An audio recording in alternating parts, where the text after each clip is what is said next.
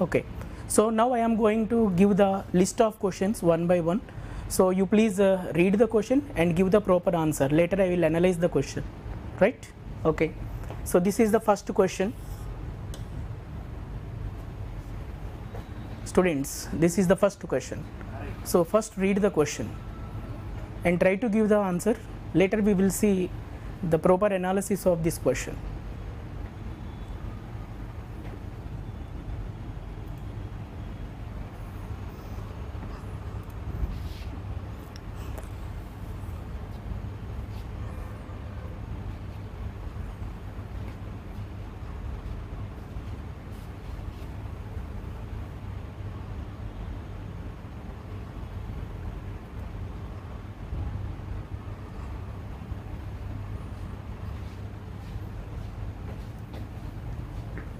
I am waiting for your answer.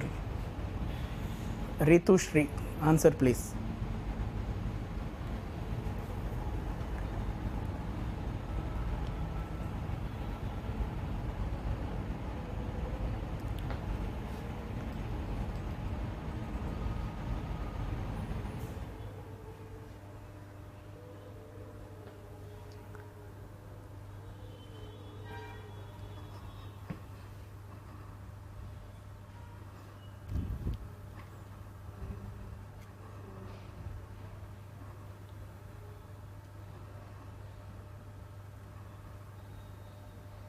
So Anjali Sahu, you given the answer.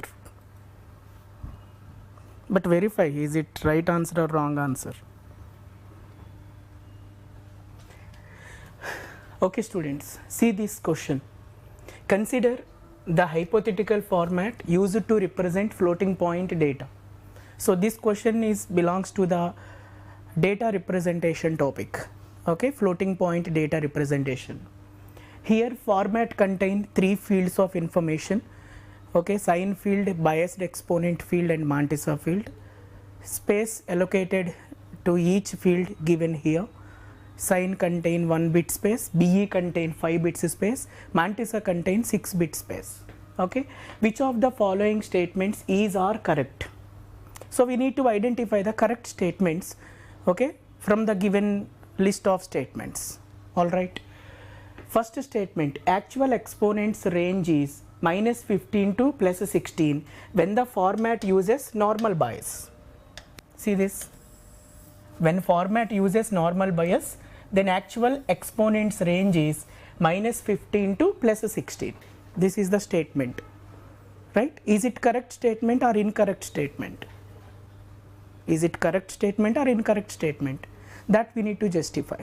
Okay, so in the classroom program, I already given the shortcut to specify the range of exponents when we are using the normal bias and excess bias. So normal bias shortcut is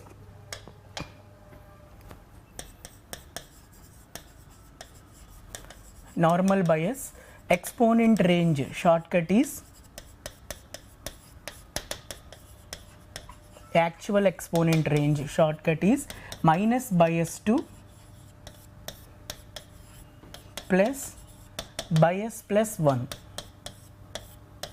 Positive exponents are more, negative exponents are less. Okay, difference is only 1.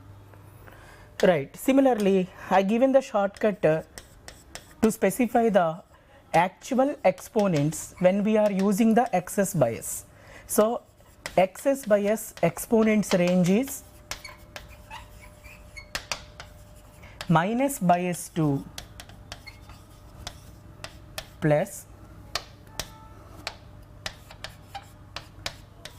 bias minus 1, so that negative exponents are more, positive exponents are less. This is the difference between normal bias and excess bias concept. Clear? So when we use the normal bias, this is the exponents range. When we use the excess bias, this is the exponents range.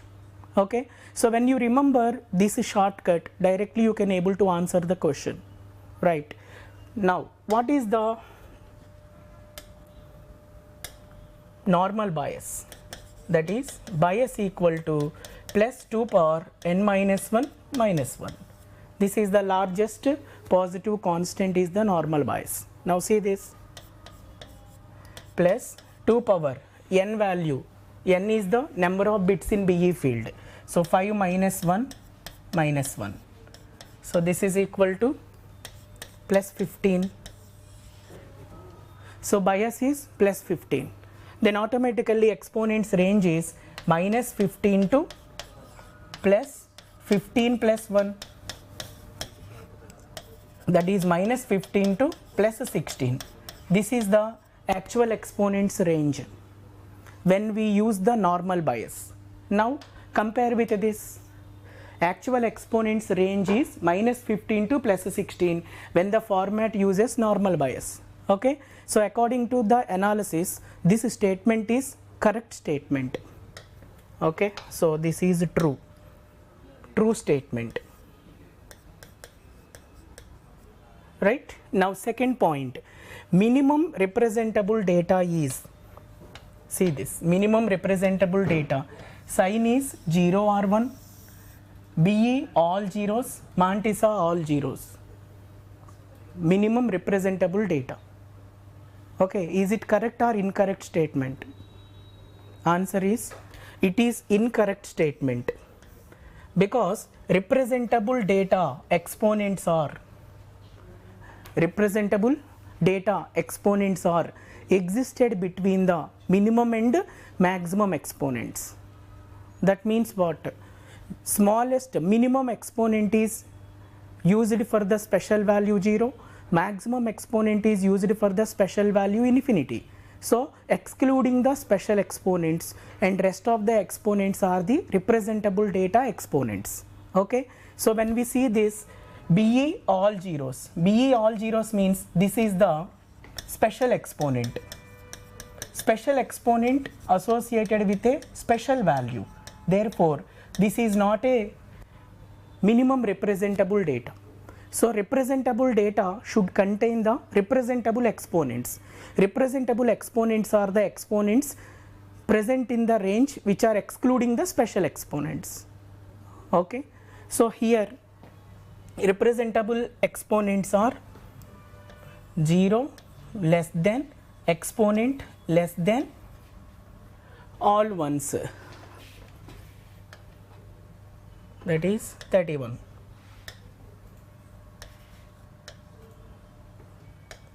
This is being biased exponent. So biased exponent must be present between 0 to 31, that is the representable data exponents. So here they given what?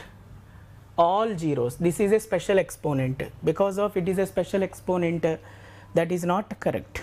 Okay, all right. Next, actual exponents range is minus 16 to plus 15 when format uses excess bias. Right, students, see this excess bias. What is the bias value?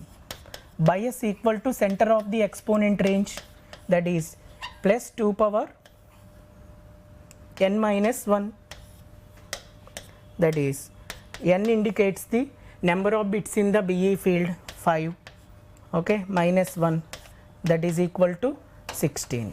So bias is 16. So exponent's range is minus 16 to plus 16 minus 1, this is minus 16 to plus 15.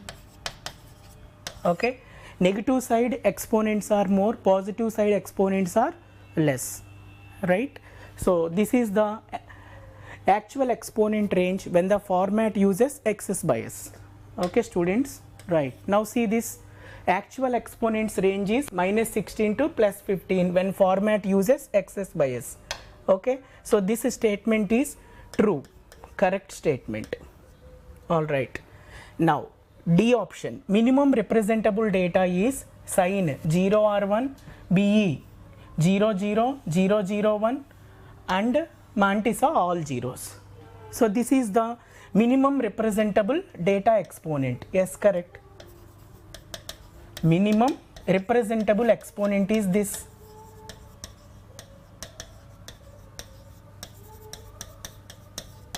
So BE contain the minimum representable exponent. So all zeros in BE is not a representable data exponent, that is a special exponent. So representable data exponents are present within the range of exponents which are excluding the minimum and maximum exponents. Okay, so this is correct statement. BE contain the minimum representable exponent, mantissa all zeros. This is the minimum representable data. So this statement is also true. Okay students, yeah, format given, statements given, we need to identify the correct statements. So according to the question analysis, first statement is correct statement. Okay, actual exponents range is -15 to +16 when format uses normal bias. Then second statement is wrong statement, third statement is correct, and fourth statement is correct. So answer is A, C, D. So this is a MSQ question, multiple selection question. So answer is A, C, D. Okay students, hope you understand this. So in this question, range of exponents are covered and also representable, minimum representable data. So the total range of floating point data related information is covered in this question. Okay, hope you understand, right?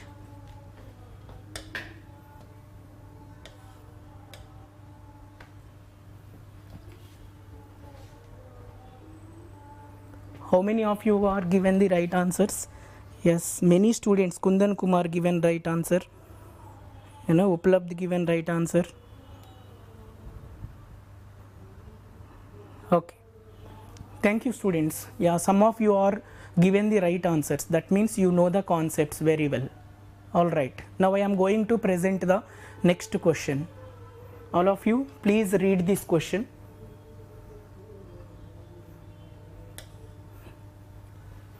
Students, please read this question. Consider the hypothetical floating point format used to represent the data. This is the format given which follows excess bias. Okay, identify the correct statements. Again, this question is also related to MSQ, multiple selection question. We need to identify the correct statements. Correct statements may be 1 or 2 or 3 or 4. Okay, so we need to examine all the 4 statements correctness. Cleared? Right. Now see the 4 statements and give the answer. I am just waiting for your response. Please do it fast.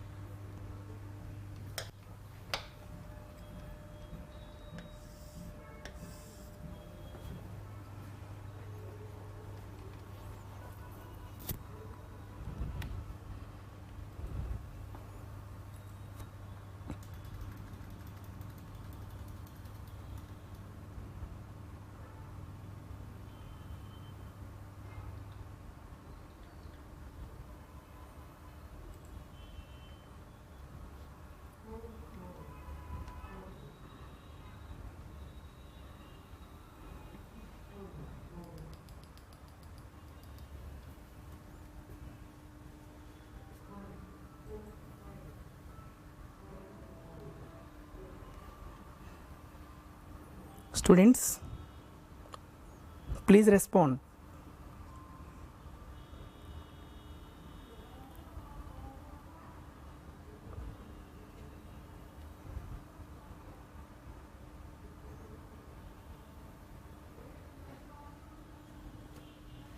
Format given with excess bias.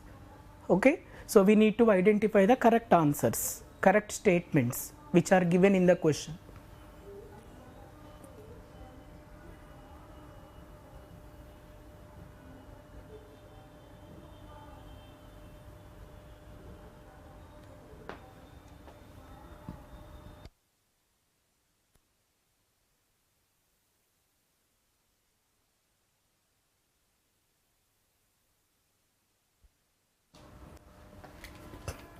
Okay students, so in this question, first statement given 7.25 into 2 power plus 4 equivalent hexadecimal value in the memory is 46D0.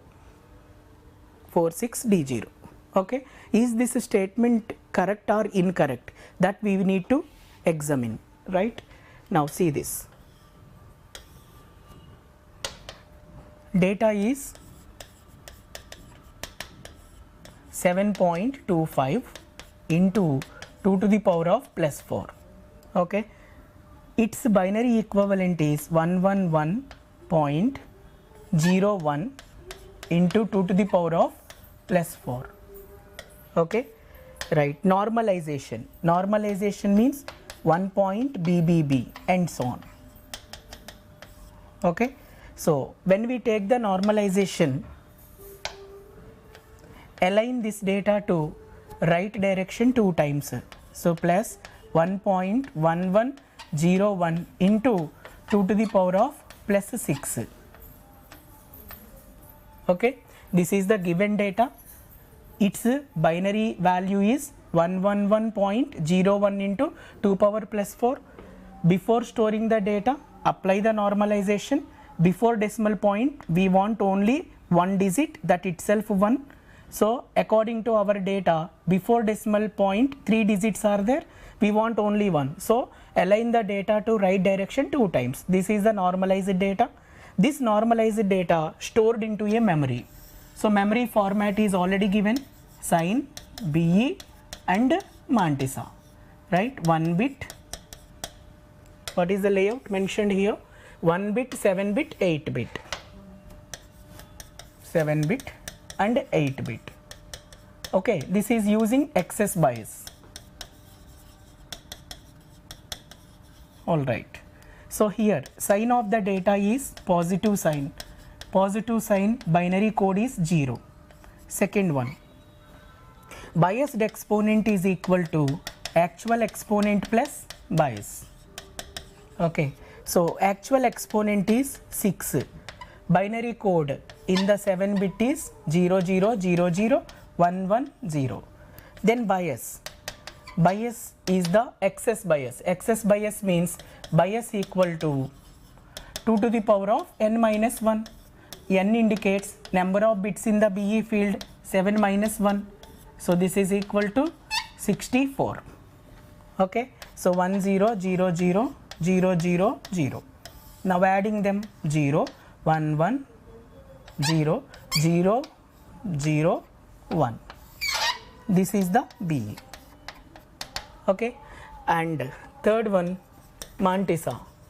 Mantissa is already present in the normalized mantissa format, 1.1101. Correct. So now store this data into the format. Right. In this format, sign bit is 0, BE field is 1000 110 and mantissa 1101 0000. This is sign, this is BE and this is mantissa. Right, group 4 bits and give the hexadecimal value. Right, this is what? 46D0 base H. Okay, so hexadecimal equivalent of the given data is 46D0 base H. Now verify the question. A 7.25 into 2 to the power of plus 4, equivalent hexadecimal value in the memory is 46D0. Yes, this statement is true. True statement. Right. Now come to the second B, 1.1011 into 2 to the power of plus 66. Data is reported by the system as round to plus infinity. System reports the data as a round to plus infinity, okay, when the data is present in the positive overflow condition, okay, positive overflow region, right? So when the data exceeding the maximum possible positive exponent, so that data is a positive overflow data. That positive overflow data is represented with a round to plus infinity technique. Okay students, so to answer this question whether this statement is correct or incorrect, we should decide whether this exponent is present in the range or not in the range. Okay, right. So here actual exponents range is,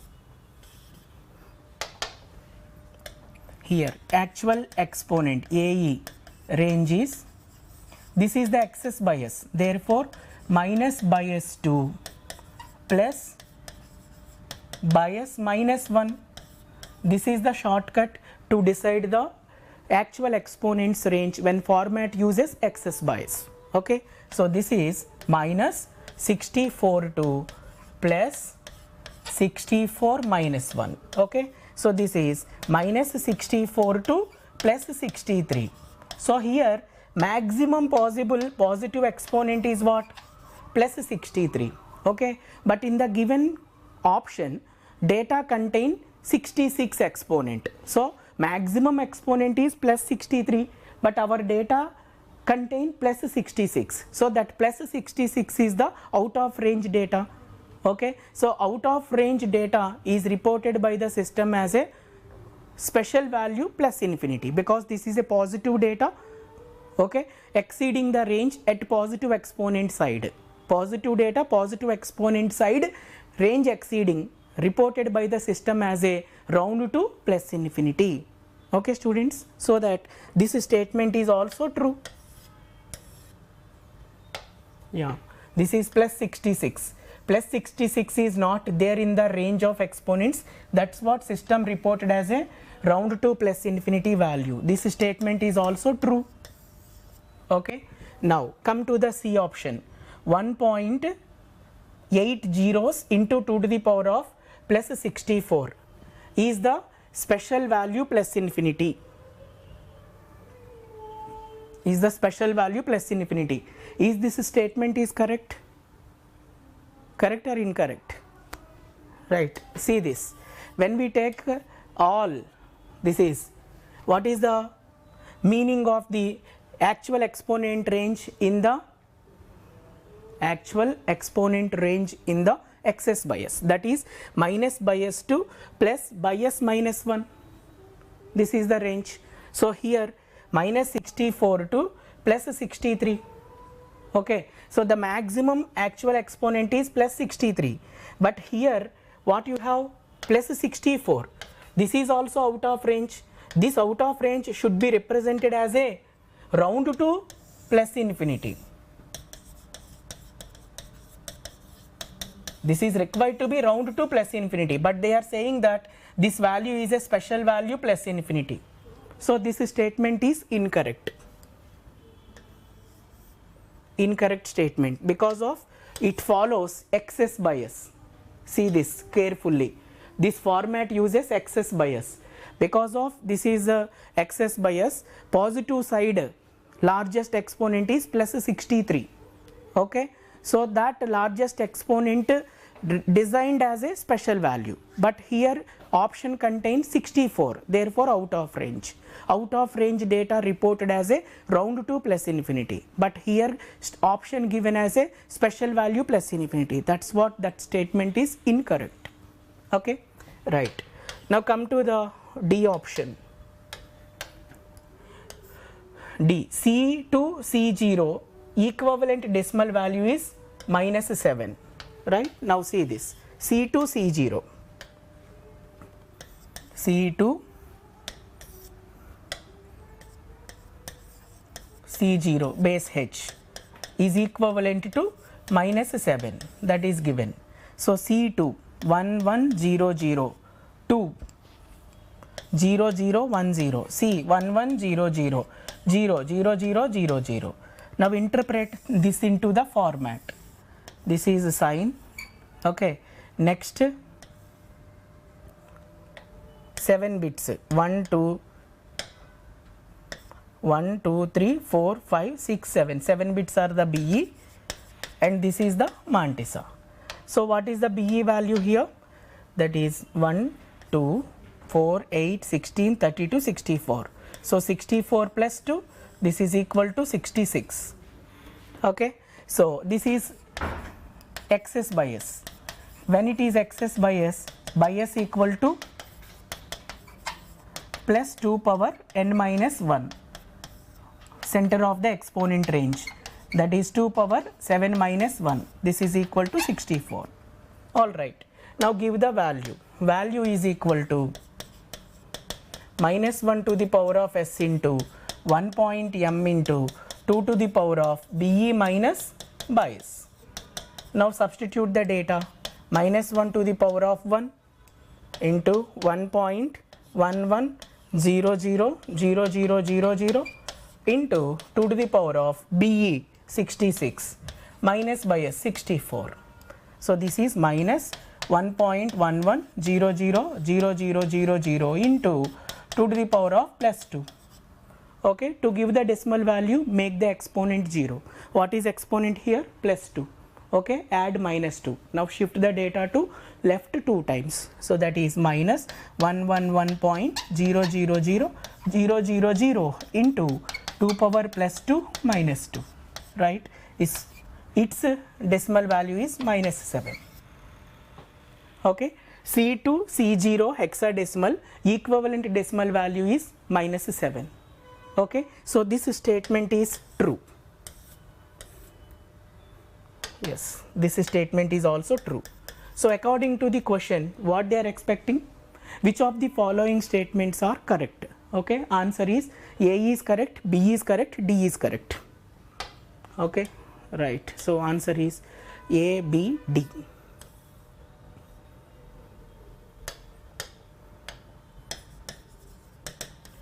A comma B comma D. Okay students, so let me see how many of you given the right answer. Okay, meanwhile you just verify the solution. Yeah, Vidhi Mishra, you given right answer.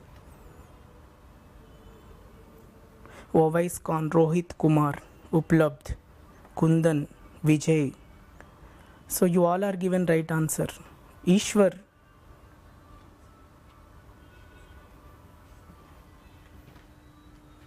Ishwar, option C is wrong answer. This is wrong because of this is plus 64. This is excess bias. Excess bias range is minus 64 to plus 63. Okay, so here it contains the plus 64. That's what it is not correct. Okay, actually this is round to plus infinity, but statement saying that it is special value plus infinity. That's what it is wrong. For example, this question follows the normal bias. In that normal bias, this is a special value plus infinity. Normal bias. Okay, there is a difference between the normal bias and excess bias. That's what option C is wrong. Hope you understand, Ishwar, right? Fine. Okay students, now I am going to give you the next question. Hope you understand these two questions. Okay, so whatever the questions we are going to see nowadays, they are usually lengthy questions. Multiple selection questions are usually lengthy questions, but they are concentrating more on the multiple selection questions. Okay, it will consuming the time, but you need to practice well. Okay, to answer the question within a less amount of the time. Fine. Okay. Students, this is the next question. Please read the question, all of you.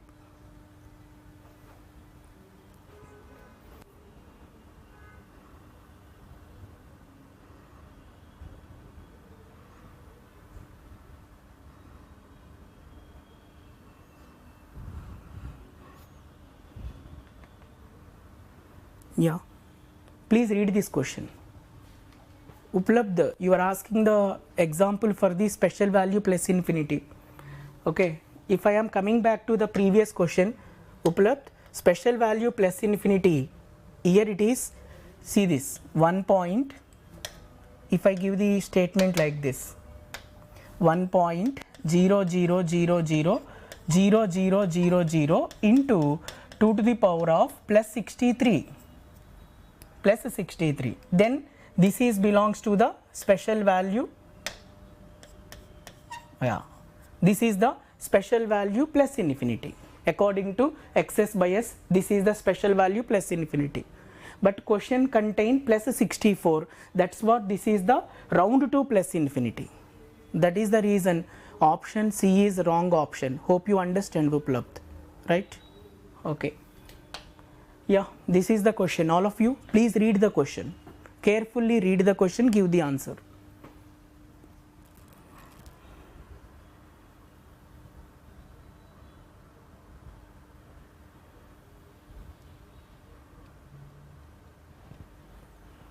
Okay, see this.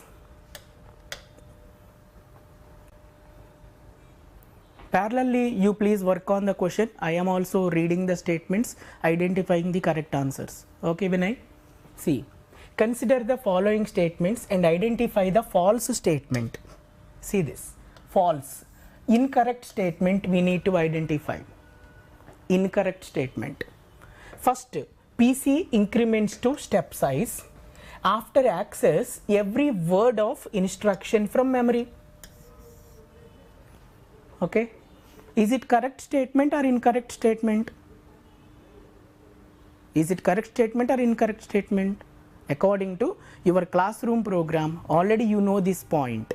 Program counter is incremented to step size after accessing every word of instruction from the memory. Until complete access of instruction from the memory, PC will be incremented to step size. So, and up at the end of instruction decoding stage itself, PC incremented to step size. Okay, so there is no PC increment in the operand fetch, PC increment in the process data, PC increment in the WB.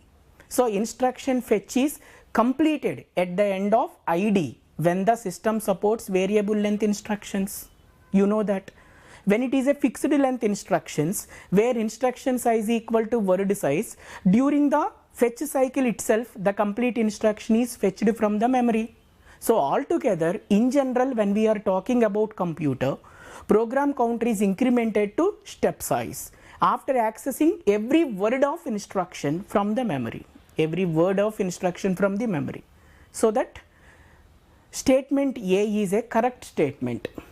This is the correct statement. But we need to identify the incorrect statements. Please mind that point. False statements we need to identify, but this is correct statement. Next, CPU respond to the interrupt immediately when it occurs. Okay, so when you see the second statement, this is incorrect statement. This is incorrect. Why it is incorrect statement? Because program CPU respond to the interrupt only after completion of the current instruction execution. Okay, whenever interrupt is occurred, CPU is not immediately respond to the interrupt. CPU respond to the interrupt after completion of the current instruction execution.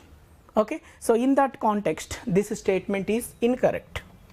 Next, EA, effective address is used in the IF, OF and WB stages of an instruction cycle.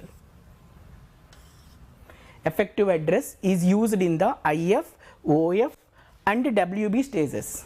This statement is also correct statement. Why it is correct?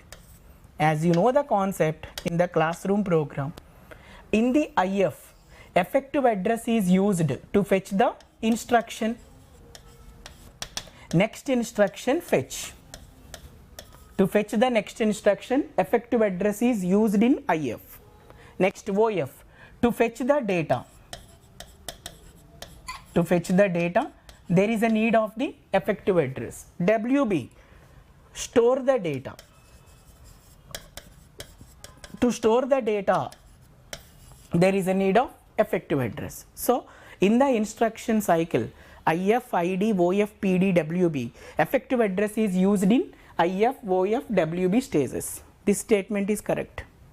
Next, during the execution of a call instruction, first update the PC, later push the PC value into a stack.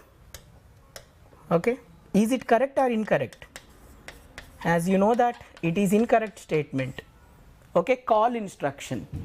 Whenever call instruction is executed, first invokes the push operation, save the PC value into stack, later update the PC. Okay, first push the PC value into stack, later update the PC. That is the call instruction meaning. Before transfer the control to subprogram, save the return address into a stack. That's what push the PC into stack, later update the PC. But here what happened? During the execution of a call instruction, first update the PC, later push the PC value into stack. Because of this statement, call instruction is not correct execution in the given aspect. Okay, so call means first push the PC, later update the PC, but here first update the PC, later push the PC. So actually they are given in reverse order. That is the reason this statement is false statement, incorrect statement. Okay students, I given the 4 statements. In the 4 statements, two statements are correct, 2 statements are incorrect. So correct answer is what they are expecting? False statements they are expecting. False statements are B and D. These 2 statements are false. Hope you understand, my dear students. Right? Let me see how many of you given right answer. Pradeep given right answer. Asuna, Vaisi, Vishwa.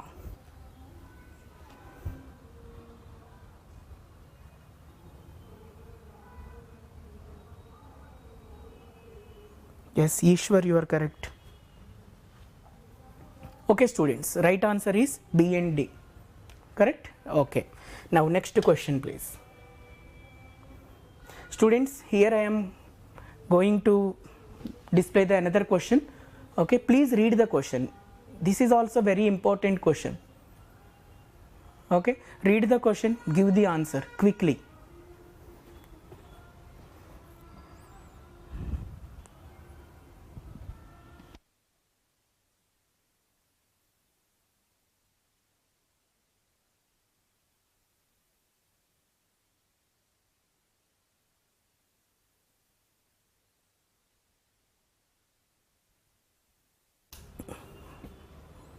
Vinay, please read the question.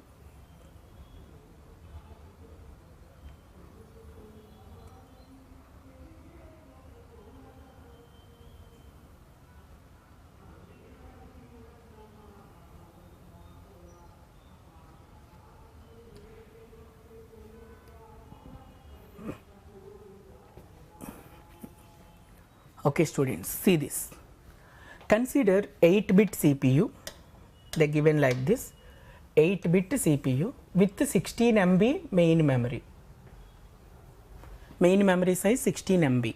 Instruction is designed with 2-word opcode. Opcode size is 2 word, which includes addressing modes also. Opcode itself contains the addressing mode information. Okay. Instruction uses 2 address format, where address 1 acting as a source 1 and destination. Address 1 used as a source 1 and destination. Uses indirect addressing mode. Indirect addressing mode by default memory indirect addressing mode. Okay. And address 2, that is source 2, uses direct addressing mode. Address 2 uses direct addressing mode. Opcode is designed with a ALU operation. ALU, that is ADD, addition, address 1, address 2. This is the instruction given. That is the instruction given. Okay students, instruction is stored in the memory location. This is the memory address. Starting address of instruction is 40000 base H. That is 24-bit address. Okay, number of memory references are required to complete the instruction is. Total how many memory references are required to complete the instruction? That is the question. Okay, so what is the answer? You please analyze it. Please give the response.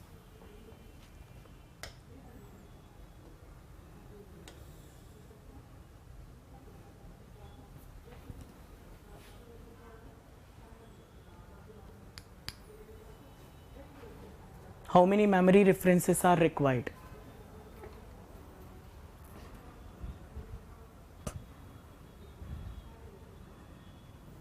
Hope that many students are giving the incorrect answer only, because here some logic is there. If you understand that logic, then only you are in a position to give the right answer. Okay, what is that logic? Okay, just listen. Here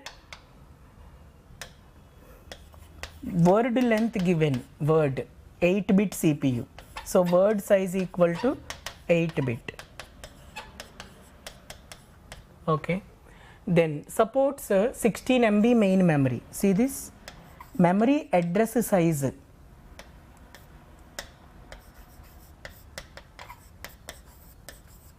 Memory address size equal to log 16 mega cells base 2. This is equal to 24-bit address. Now see this 24-bit address means how many words? That is 3 words. So address size is 3 words. Because of word size is 8-bit, na, address size is 3 words. Alright. Now here instruction already given. What is the instruction here? ADD addition, address 1 and address 2. This is given.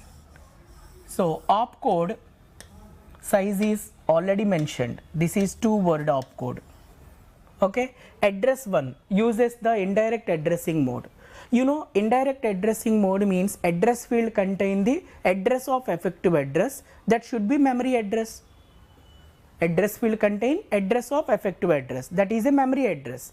What is the memory address size? 3 words. So here address 1 size is 3 word long. Now address 2 direct addressing mode.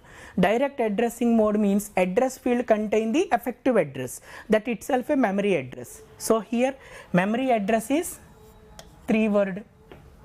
Okay, so this address 2 contain the directly effective address, and this address 1 contain the address of effective address. Address of effective address. Okay students, that is the reason this is a memory address. Indirect addressing is memory indirect, so memory address, and this effective address is also memory address, because direct addressing mode. Direct addressing mode means data is in the memory, so effective address is memory address. Memory address size is 3 word. This is 3 word, this is 3 word, opcode is 2 word. Therefore total instruction size is how much? Instruction size is equal to 2 plus 3, 5, 5 plus 3, 8. This is the 8-word long instruction. Okay, so you know, when you want to fetch the instruction completely from the memory, 8 words means 8 memory references required. Instruction fetching requires 8 memory references. After that you need to find out the data references also. Okay, now concentrate on the instruction cycle framework.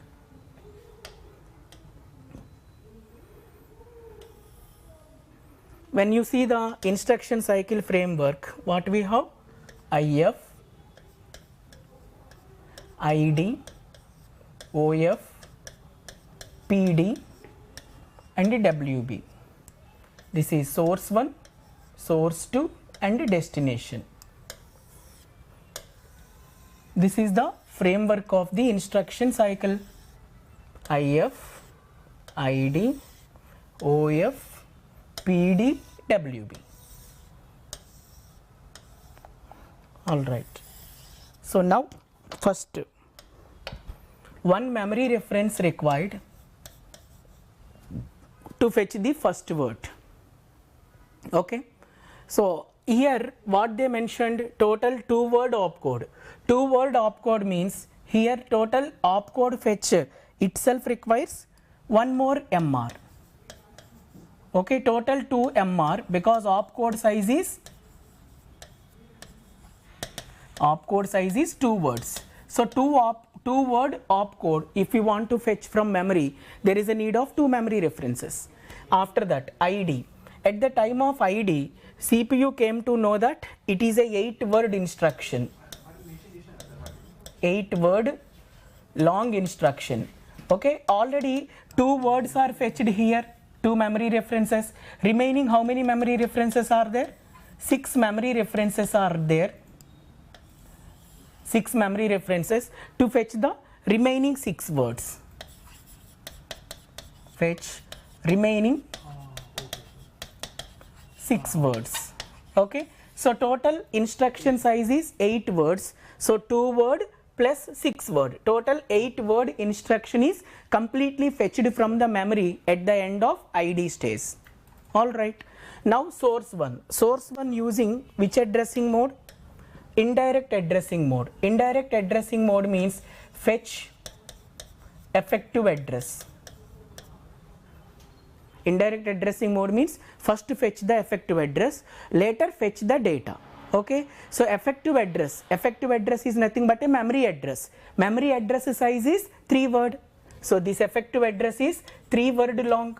So 3 word long means 3 memory references required, 3 MR. This is the logic here. Okay, address size is 3 word long. Fetch the effective address. Effective address is in the memory. To fetch the effective address from the memory, address size is 3 word, therefore 3 memory references required to fetch the effective address. After fetching the effective address, fetch the data. So data is nothing but a word. So 1 word data, 1 memory reference required. So next is fetch data. Fetch data. Data is nothing but a word, so that 1 memory reference required. This is the logic, dear students. Fetch the effective address. Effective address size is 3 word. Because of 3 word, 3 memory references required to fetch the effective address. Clear na? Right. Then source 2. Source 2 is a direct addressing mode. Already effective address is in the instruction itself. So simply fetch the data. Fetch the data means 1 word. Therefore 1 MR required. 1 MR. Okay, direct addressing mode. Next, PD, 1 ALU operation needed. Destination. Destination is what? Indirect addressing mode. Again, fetch the effective address. Fetch effective address means address size is 3 word long. Therefore, 3 memory references required. After that, fetch data. Fetch data. Sorry, store data, not fetch. Because of this is WB. Store. Store the data into a memory. So data means 1 word. 1 word data if you want to store, 1 MR required. So total number of memory references to complete the instruction is, count it, all of you, 2 plus 6 plus 3 plus 1, 4 plus 1 plus 3 plus 1, 4.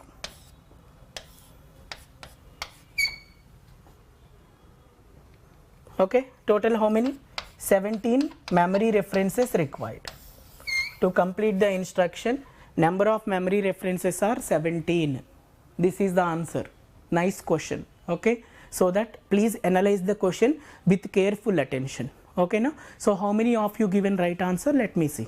And remaining students verify the analysis. Kundan, right answer. Vidhi Mishra, right answer. Yeah.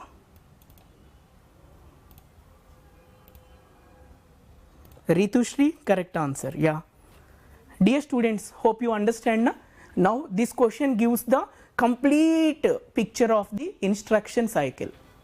Okay. In the classroom analysis, our assumption is address size is also equal to word size. That's what indirect addressing mode means. 2 memory references. 1 memory reference for effective address accessing, 1 more memory reference for data accessing. That is the classroom theory. Okay, but in the exam they may give the questions with different statements. But here logic is what? Address size is greater than word size. When address size is greater than word size, at the time of fetching the effective address, number of memory references are varies.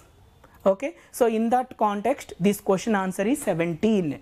Nice question. Okay, so you please analyze all the questions which I am going to explain in this GTQ session. Okay, these questions are giving the complete picture of your COA subject. All right, next question. Yeah, students, read the question. Again, this is also something strange question which is not in your running notes of classroom program. You just verify the question, you only feel that. Read the question carefully.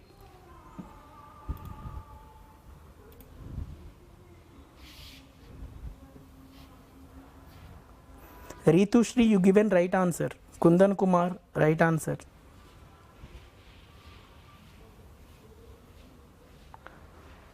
So according to my analysis, I given the correct analysis, and also I given the information where the students are taking the wrong decisions.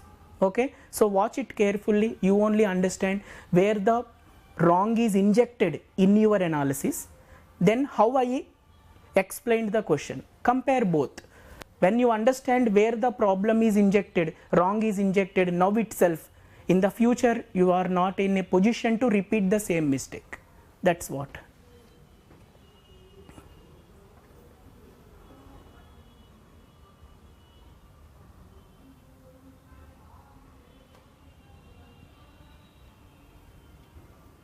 Okay, now see this. Consider a hypothetical CPU which supports instruction with 40-bit long. They given 40-bit long instruction, okay, which contain opcode, memory address, okay, signed constant and floating point constant fields. Okay, instruction format contain opcode, memory address, signed data and floating point data. Total 4 fields are there. Okay, students, right. Register file size is 250. Frankly speaking, this is not involved in the solution. Instruction format contain opcode, memory address, signed constant and floating point constant. Instruction format does not contain any registers, but in the question they given some extra parameter. So this is extra parameter not required in the solution. Similarly, if you see the previous question, dear students, in the previous question, this is an extra parameter. See this, starting address of the instruction is the extra parameter. This extra parameter is not required in the solution. Sometimes question is having the extra information, extra matter. So you please justify, you need to separate what is required in the solution, what is not required in the solution. Okay, then only you are in a position to give the correct answers. Okay, so sometimes extra matter is also present in the question, eliminate it, don't use it. Fine. Okay, right. Now in this question 250 registers are there, not required frankly speaking. Then largest signed constant in the instruction is plus 11, 511 plus 511. You tell signed constant means default signed data is 2's complement data. So largest 2's complement data is plus 511. Plus 511 is possible when the signed constant field size is 10-bit. Okay, see this. When I have a 10-bit size, then 2's complement range minus 2 power n minus 1 to plus 2 power n minus 1 minus 1. This is the range, that is minus 2 power 10 minus 1 to plus 2 power 10 minus 1 minus 1. So this is equal to minus 512 to plus 511. So already they given the signed field value. Signed field value is plus 511. Plus 511 stands for signed field size is 10-bit. Okay. System supports 200 instructions. Okay. 1 KB main memory. All right. Floating point data format 1 bit, 7 bit, 4 bit given. The largest fraction mantissa possible in the floating point data is this is the question. Okay, so how to answer the question? Please analyze it. give the answer. I already informed the question given information, so solution analysis is your part.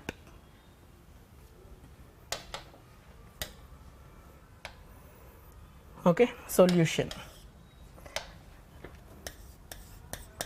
Here instruction format given, instruction design, opcode, okay, memory address, signed data and floating point data. Okay, so this is the 40-bit instruction given, 200 instructions, log 200 base 2, this is 8-bit opcode. Memory address, log 1k base 2, that is 10-bit address. Okay, signed data plus 511, already this signed value given plus 511, plus 511 means size is 10-bit. Then how many bits are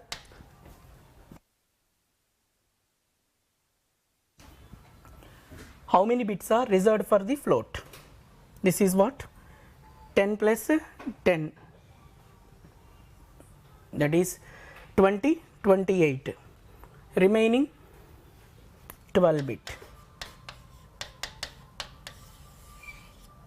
12 bit is used for the float.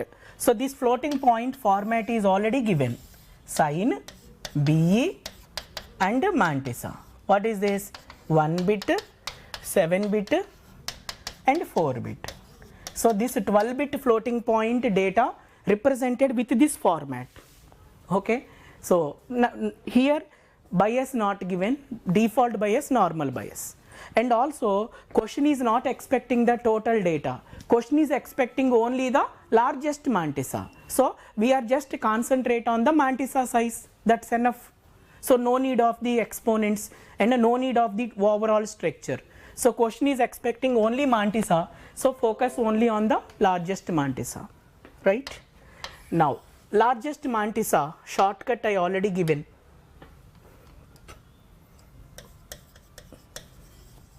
Largest M mantissa equal to all ones in M.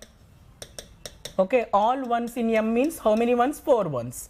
Therefore normal M is, data is always stored in the memory with normalized mantissa, 1 point M, that is 1.1111.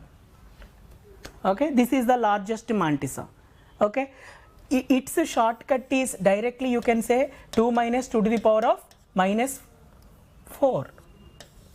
This is the shortcut. Or else you want to take the positional weights, you can take the positional weights and report the value. Shortcut is this. How we get this shortcut? Shortcut is align this data to left direction 4 times. Align to left 4 times.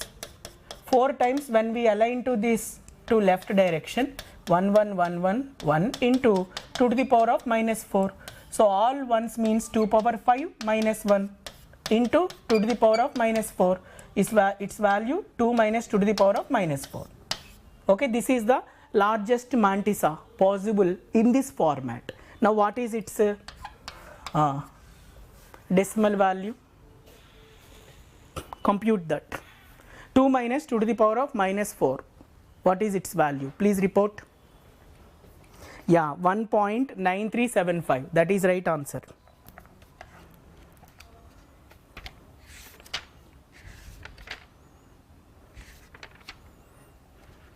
$1.9375.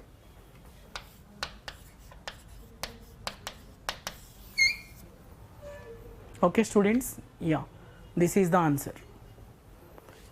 Many students are given the right answer. Uplabh, Ritu, Shri, Vidhi, Kundan.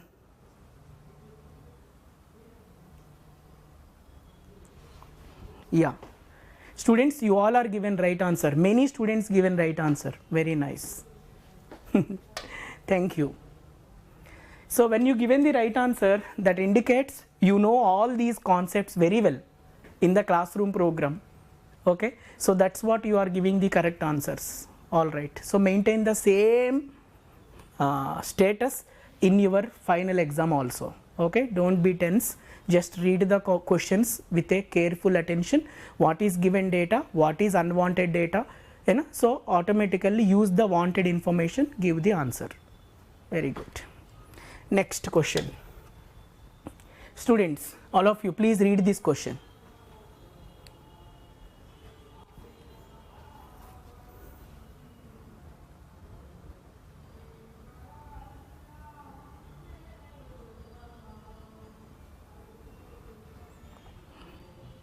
Yeah, Ishwar, whenever floating point data range is expecting, okay, in the memory, floating point data always stored in a normalized mantissa format, 1.m. Normalization is very important, you know. Normalization concept is very powerful concept in the floating point. When there is no normalization, there is a loss of information. Storing the data with loss, no use of storage.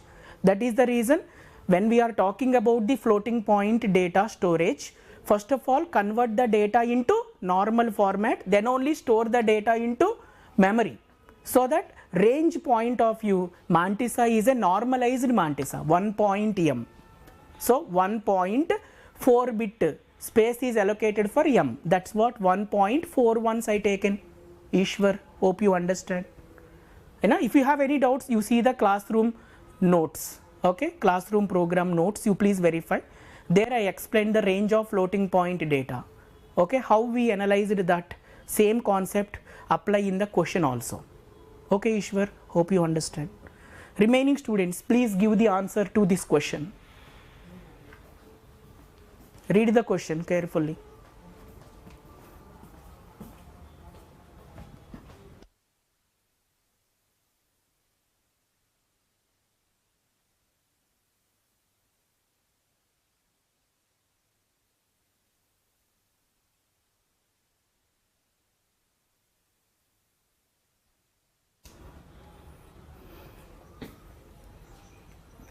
What is answer? I am waiting for your answer. Easy question.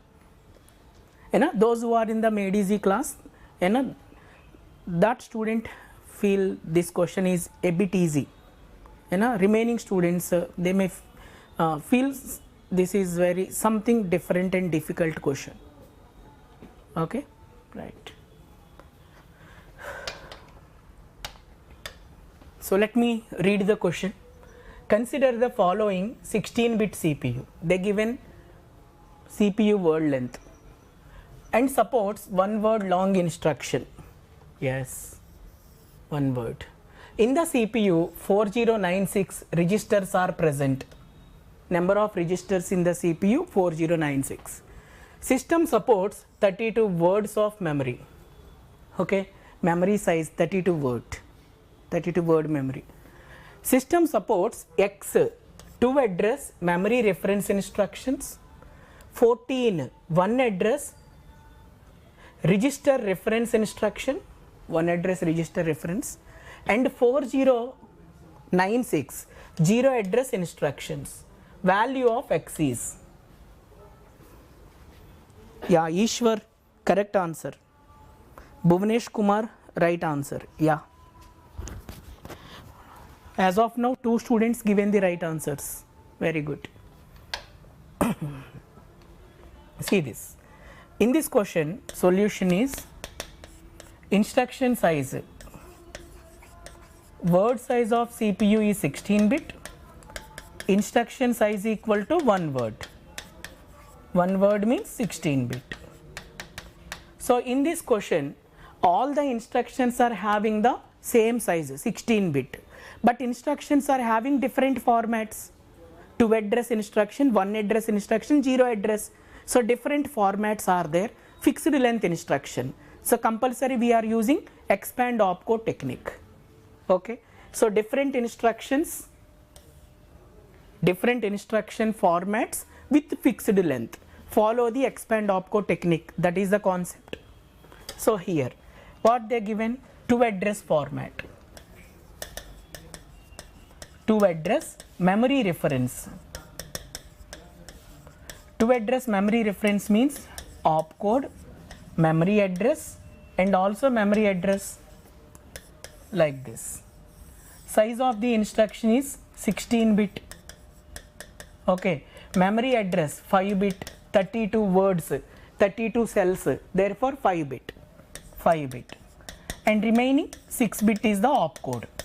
32 word memory, that means 32 by W. It is looking like M by N. M indicates number of cells, N indicates cell size.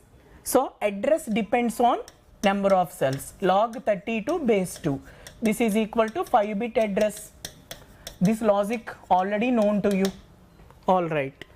Next, one address, register reference instruction. They given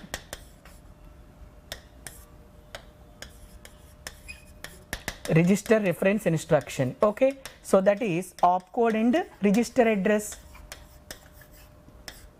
Size of the instruction given as 16 bit only. Register size log 4096, that means 12 bit address. Later 4 bit opcode, 12 bit address, 4 bit opcode. Next, zero address instruction. Zero address instruction contain only opcode. So size of the instruction is 16 bit. Opcode size is also 16 bit. Now identify the size of the opcode. This is 6 bit, this is 4 bit, this is 16 bit. So smallest opcode is primitive. Next smallest is derived, and the next one is further derived.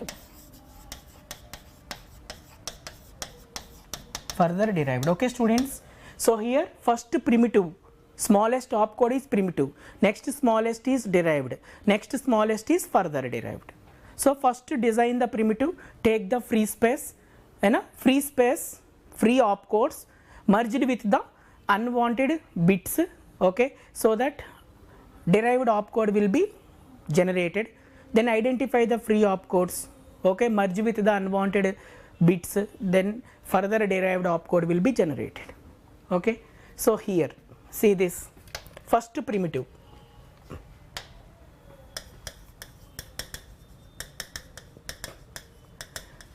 Opcode and register. Size of the opcode is 4 bit, register is 12 bit. Okay, right. Next, number of operations equal to 2 to the power of opcode size, that is 2 power 4. This becomes 16. Okay, but in the question 14 one address instructions already given, therefore number of free opcodes after one address instructions,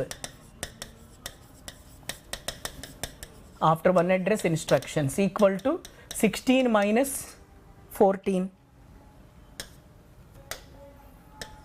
This is equal to 2. So use these two free opcodes to generate the derived.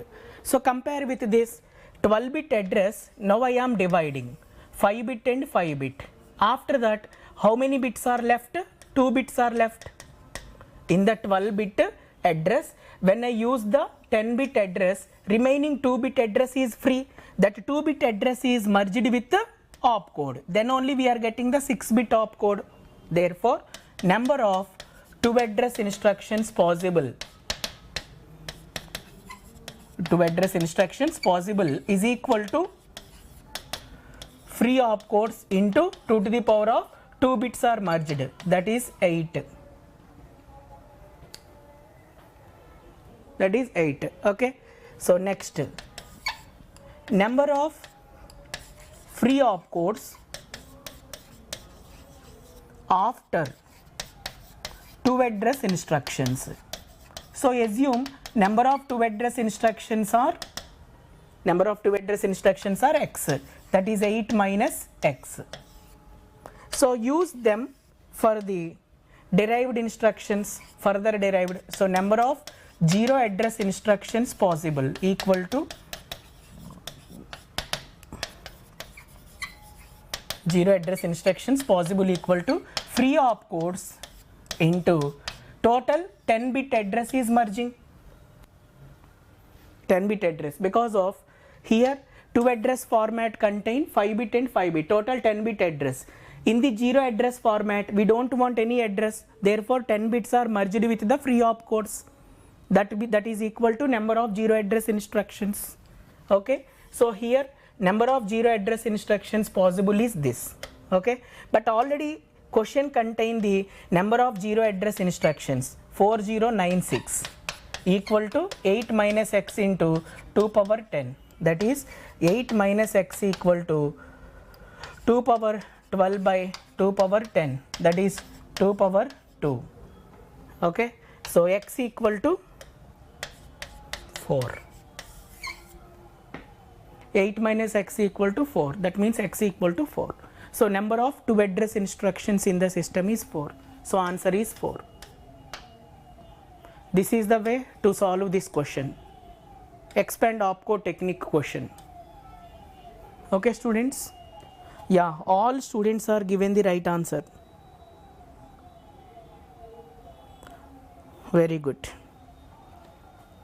Thank you my dear students, because you are following the concepts which I explained in the classroom. Okay, when you follow the concepts, compulsory you are in a position to answer every question, but carefully you need to read the question without any tension. Okay, so answer is 4. This is the question, answer is 4.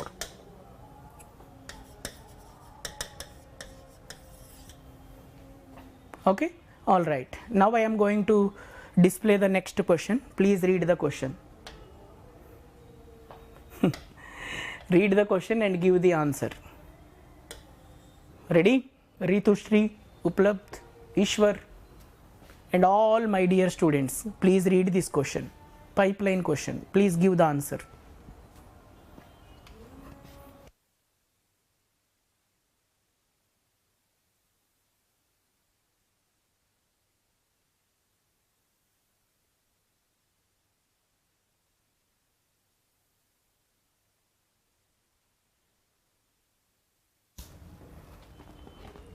Answer it fast.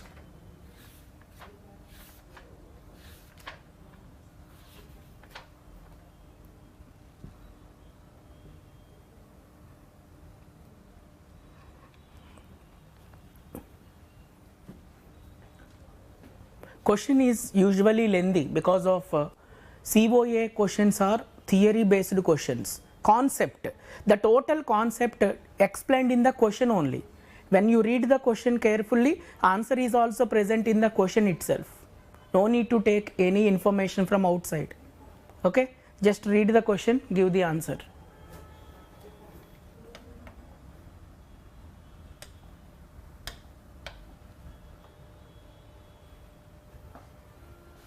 Okay, I am also reading the question. Do it simultaneously. Okay, you please solve it. I am also solving. Finally, we will conclude the answer. Consider 6-stage pipeline operating with 3 nanosecond clock. Number of stages are 6, clock is 3 nanosecond. Without branch prediction. Branch prediction. Without branch prediction means target address is not present in first stage. Without branch prediction means target address is not available in first stage. With branch prediction means target address is available in the first stage. Okay, with branch prediction, without branch prediction, difference is this. Okay, with branch prediction means target address is present in the first stage, no stalls. Without branch prediction means target address is not present in the first stage, so stalls are present. All right, right. So see this, all instructions are proceed through all stages. All instructions proceed through all stages. So output is available at the end of pipeline. So every instruction output is available at the end of pipeline. Last stage gives the target address. So how many stages are there? 6 stages. When we have a 6 stages, Branch penalty, number of stalls equal to 6 minus 1, 5. 5 stalls are present when there is a jump instruction. When we have a jump instruction, jump penalty is 5 stalls because of without prediction. With prediction, penalty 0. Very nice. Now program contain 30 instructions, I1 to I30 executed in the pipeline. I6 is a unconditional jump, transfer the control to I14, and I18 is also unconditional jump, transfer the control to I26. The time saved when the program is executed in the pipeline with prediction over without prediction. With prediction over without prediction. Yeah. Ishwar, Asuna, you all are already given the right answers. 2 students, Asuna and Ishwar. You both given right answer. Remaining students, they are solving. Compulsory, they are also giving right answer. I know. Very nice. Now see this. Here, what is the without branch prediction concept?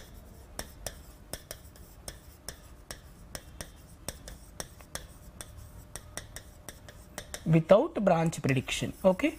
So see this. First K, number of stages 6. Then cycle time already given 3 nanosecond. Now N given 30. 30 means finite. When it is finite number of instructions, execution time of the pipeline is equal to K plus N minus 1 into TP. But here all instructions are not running. I1 to, okay, see this question. I6 is an unconditional jump. So I1 to I6 executed. Okay, because of I6 is a jump instruction, it creates the stalls, that is 5 stalls. After 5 stalls, target instruction is standing, that is what? I14. I14 to I18 instructions are running. So I18 is a again unconditional jump, so that 5 stalls. After 5 stalls, execute the I26. I26 to I30. These are the instructions. So number of instructions are these many. So I1 to I6 6 plus 5, I14 to I18 14, 15, 16, 17, 18 5, then 5 stalls 26, 27, 28, 29, 30 again 5. Okay, so total N value is how much?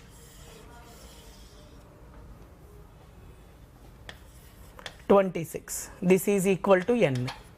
Now apply. Execution time of pipeline is equal to 6 plus 26 minus 1 into 3 nanosecond. Okay.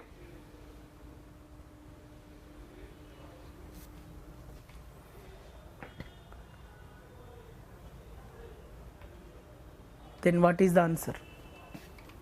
Compute it.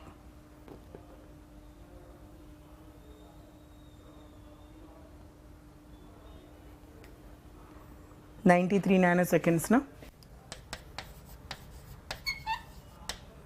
Yes. This is the without branch prediction. Without branch prediction.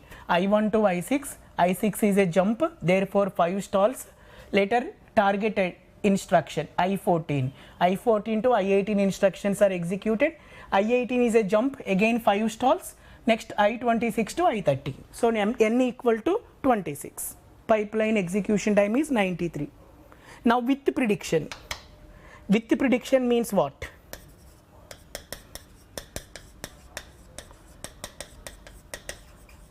With prediction.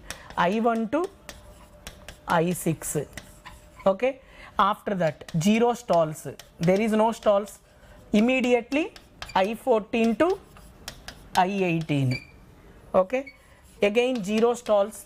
Target address is present in first stage, 0 stalls. Next I26 to I30.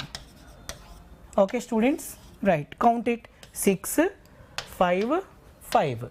So n is equal to 16. Now apply the formula. Execution time of pipeline is equal to 6 plus 16 minus 1 into 3 nanosecond. Compute this. Computational value please. 63 nanosecond. 63. What the question is expecting? How much time is saved? Time save equal to, without branch prediction 93 nanoseconds, with branch prediction 63 nanoseconds. So save is 30 nanoseconds. This is the answer. 30 nanosecond is the answer. Okay students, let me see how many of you given right answer. Okay. When I see the comment, top chart, everyone given the right answer. 30, 30, 30, 30, 30, 30. All right. So answer is 30. Hope you understand, dear students. Okay. If any doubt is there, re-examine the question. That's it. You know, re-evaluate the question if you have any doubt. Solution is already present in the discussion. Fine. Okay. Take next question. Students, this is the next question. All of you, please read this question.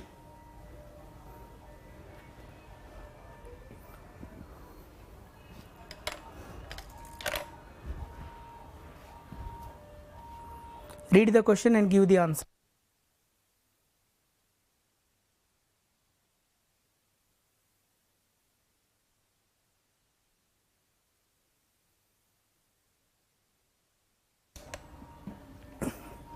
I am also reading the question simultaneously. Watch it.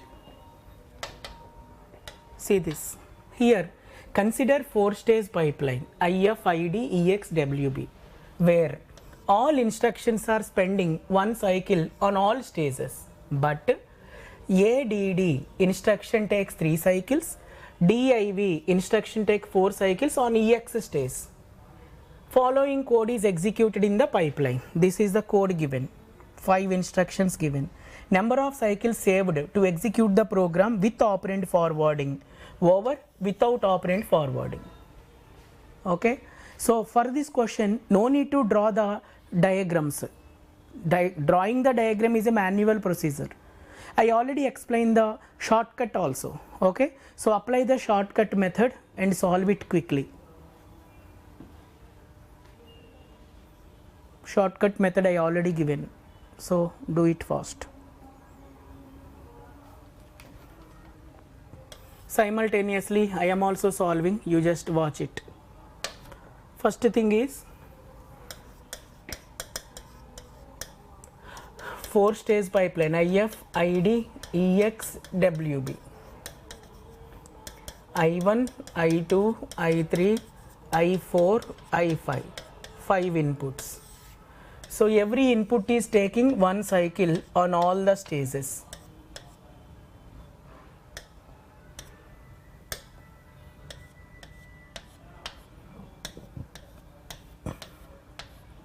Okay, but division takes 4 cycles on EX. Addition takes 3 cycles. I1 is division, I3 is addition. Then I5 also addition 3. And remaining all are taking 1 cycle. According to the given data, I taken the information.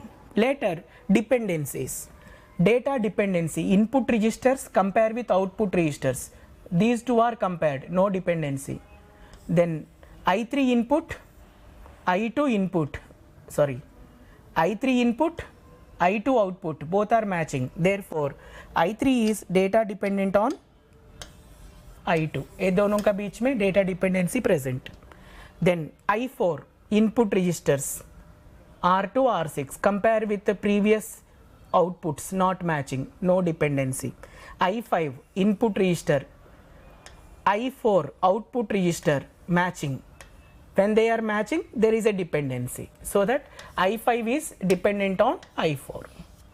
So in this program only two data dependencies present, that is I3 dependent on I2, I5 dependent on I4. So data dependency requires the operand forwarding. Operand forwarding means what? Data is accessed from the buffer before updating the register file, right? Okay, then execute this with operand forwarding and also without operand forwarding. I already given the shortcuts, you please follow that.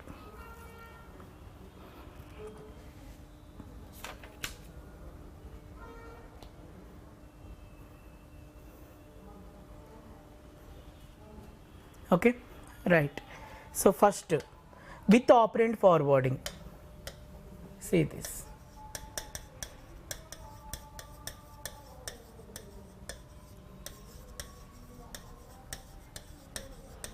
With operand forwarding, see how many number of instructions are given here? 5 instructions are given. Okay, so every instruction takes 1 cycle. Okay, right. So 5 instructions, every instruction taking 1 cycle. Very good. So I1 is independent. I1 is always independent. Now dependency starts from I2 onwards. Therefore stalls are created from second instruction onwards. Right. Now see this. When I verify the I2 and I1, between I2 and I1 there is no data dependency. There is no data dependency. So data dependency stalls are not present. Data dependency stalls are not present. Data is ready, but stages are not ready. You see this here, IF overlapping with ID. So 1 1 overlapping, matching.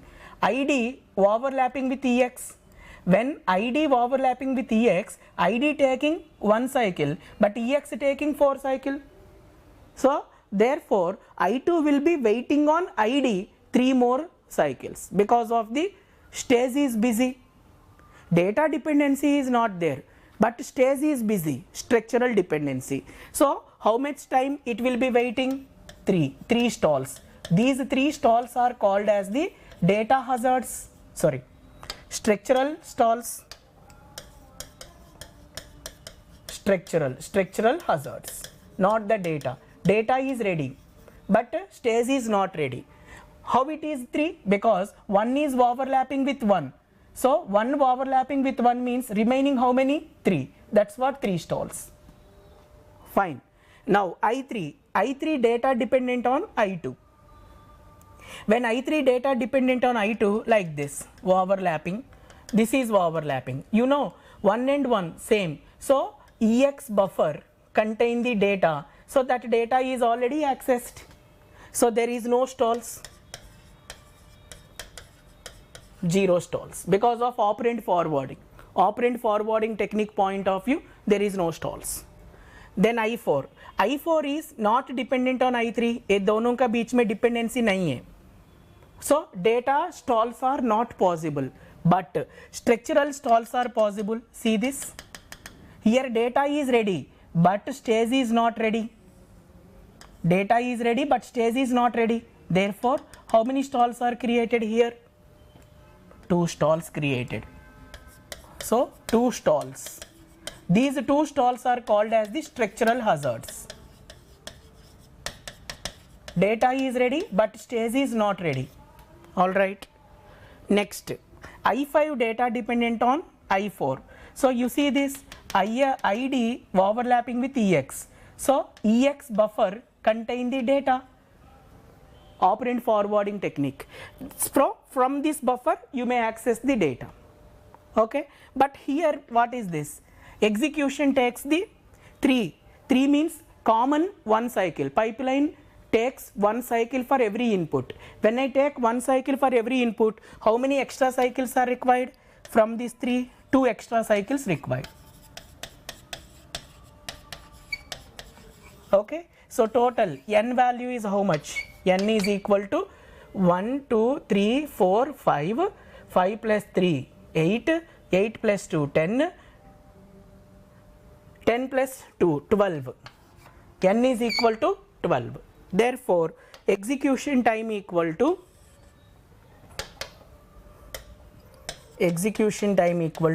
k plus n minus 1 cycles. Cycle time not given, that's what. K value 4 plus 12 minus 1, that is equal to 15 cycles. This is the answer. Shortcut method is this. If you want to practice it manually, do it manually. Still answer will be same. 15 cycles with operand forwarding. Okay. So without operand forwarding, what is the way to answer this question?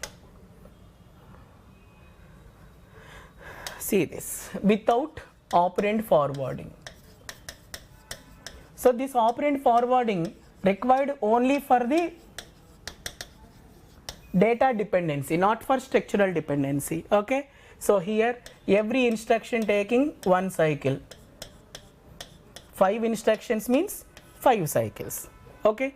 I1 is always independent, there is no problem. I2 onwards dependency. Here I2, I1 there is no data dependency, but there is a structural dependency.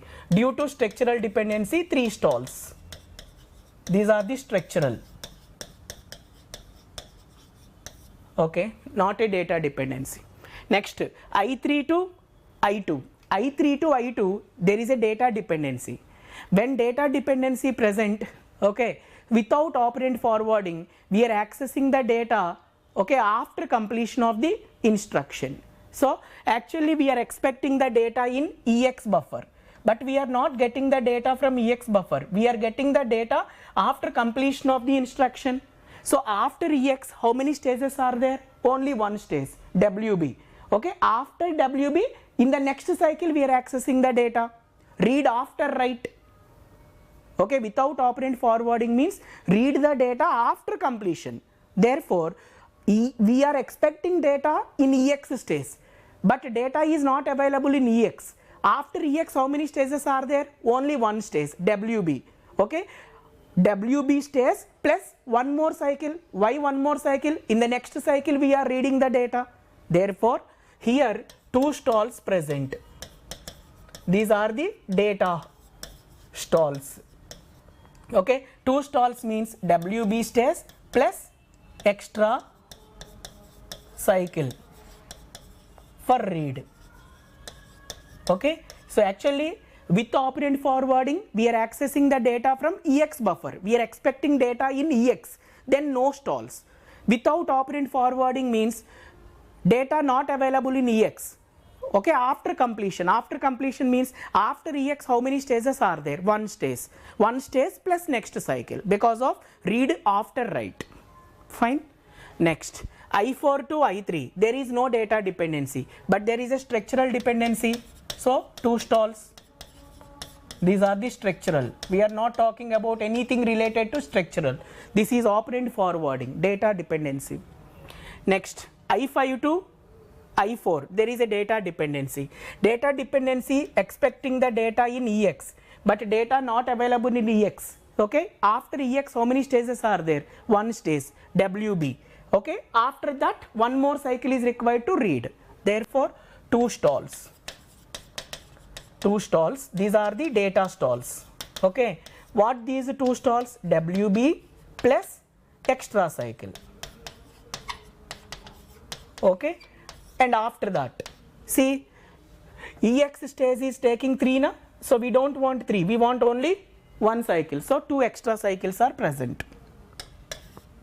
Every instruction takes the 1 cycle, but here EX taking 3 cycles, therefore 2 extra cycles are present.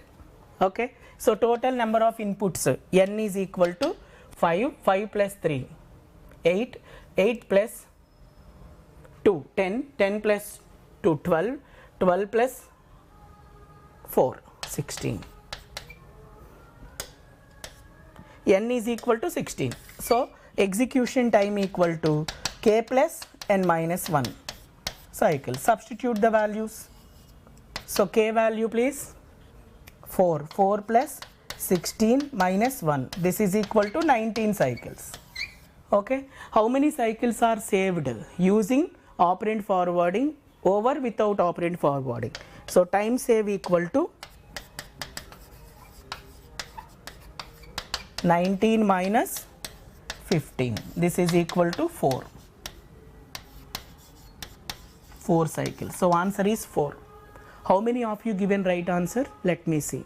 This is the shortcut method. I already explained in the classroom program. Okay, you please follow the same method. If you have any doubts, practice this question by using manual method. Whichever the method you feel convenient, apply that.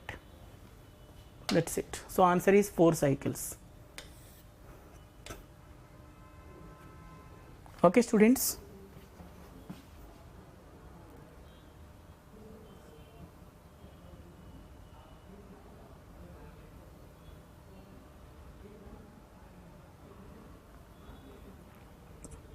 Yeah, many students are given right answer. Krishna Kumar, you are saying that load and store operand forwarding is working or not working. For hypothetical pipelines, okay, EX stage, every instruction if completes in EX stage, operand forwarding is working for everything. But risk pipeline point of view, load instruction, even we are having the operand forwarding, still one stall is there because of in the risk pipeline, load instruction output is present in MA stage, not in EX stage. Krishna Kumar, hope you understand. In the risk pipeline, load instruction output is available in the MA stage, not in EX stage. That's what, even we have a operand forwarding technique, still one stall is there in the risk pipeline. But this is a hypothetical pipeline. When I have IFID EXWB, every instruction completed in EX. So every instruction's output is available in EX. So operand forwarding is successful here. Okay, Krishna Kumar, hope you understand. Students, many students are given the right answer, 4. Okay, so if you have any doubts, analyze it once again, re-examine the question.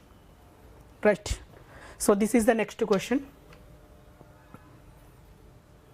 All of you, please read the question, give the answer.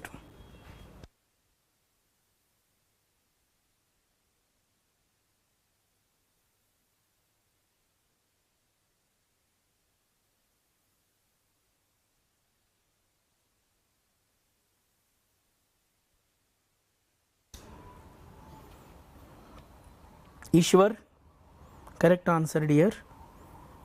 Krishna Kumar, hope you understand that doubt, right?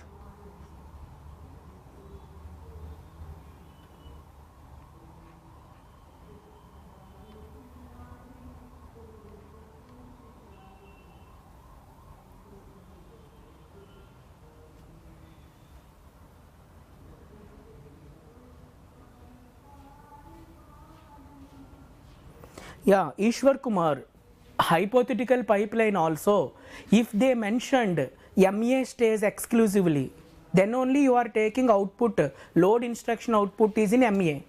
If nothing given, every instruction output is available in EX stage. Okay, so risk pipeline point of view, load instruction output is present in MA stage.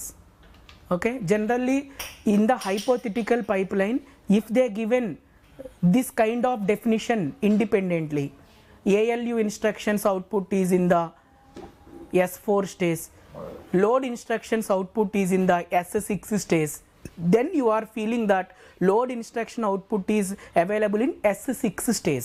So accordingly, you need to count the stalls. Ishwar, hope you understand, right? Even it is hypothetical or risk, according to the question statement, you need to decide how many stalls are present. Kundan Kumar, right.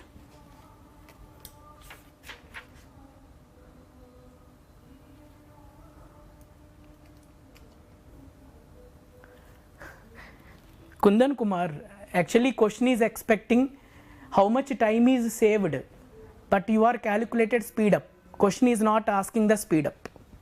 Just see this question. Consider the following pipeline design, total 6 stages given. You know, these are the non-uniform delay pipeline stages. Also, we have the buffers. Buffer is also having the non-uniform delay. Last stage also having the buffer. See that.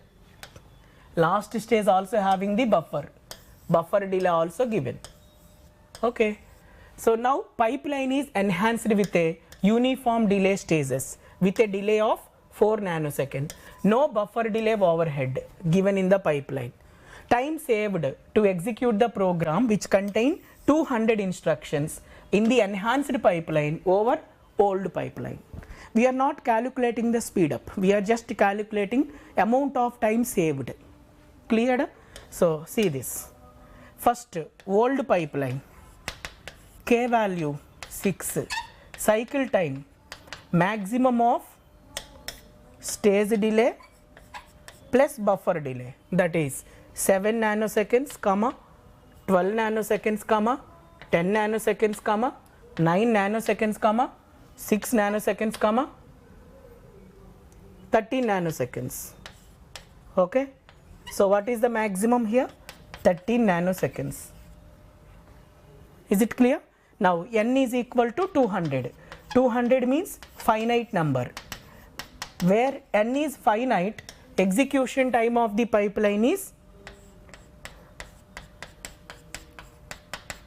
k plus n minus 1 into Tp, cycle time. That is k value. What is the k value? 6. 6 plus n value 200 minus 1 into 13 nanosecond. Calculate the value. Okay, old time 2665, correct? 2665 nanoseconds. Then new pipeline. After enhancement, new pipeline. There is no change in the stages. There is a change in the delay, stage delay, only 4 nanosecond. N is 200. So again finite. When it is a finite, execution time is equal to k plus n minus 1 into Tp, cycle time given. So 6 plus 200 minus 1 into 4 nanoseconds. Compute this. Computational value is 820. Question is expecting amount of time save. Time save equal to 2665 minus 820 nanoseconds. Value is computational value 1845 nanoseconds. Okay, students, 1845 nanoseconds.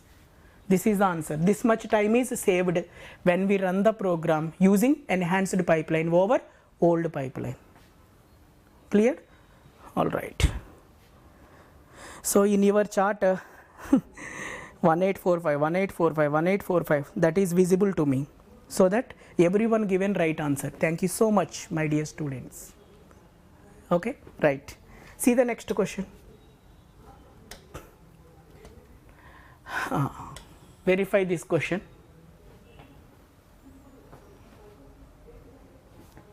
All of you, please read the question. This is something different question. Okay, so memory related questions I already explained in the classroom program. You have enough questions in your running notes and workbook and online test series. Apart from that, this is something different. You just see this question and try to solve it.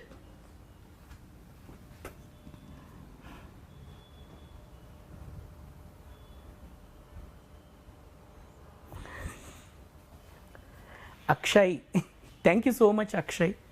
Thank you. Please read this question and solve it. Do it fast.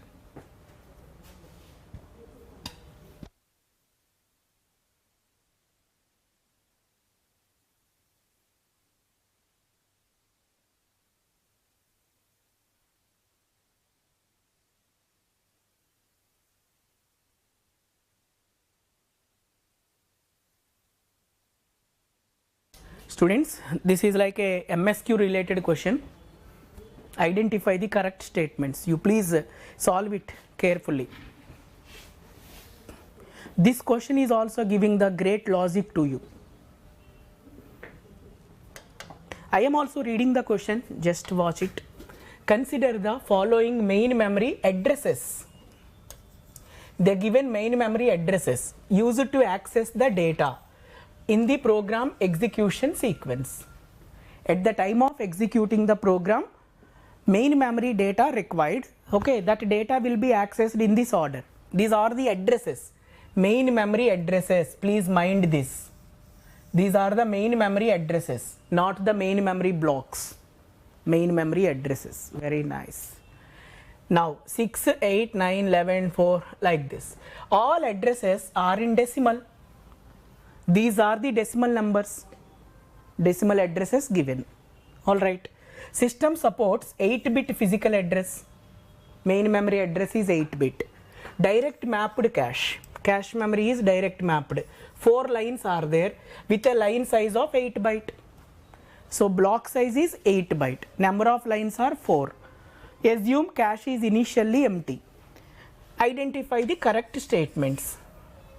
I want correct statements. So this is a important question. Okay, something different question. Please solve it.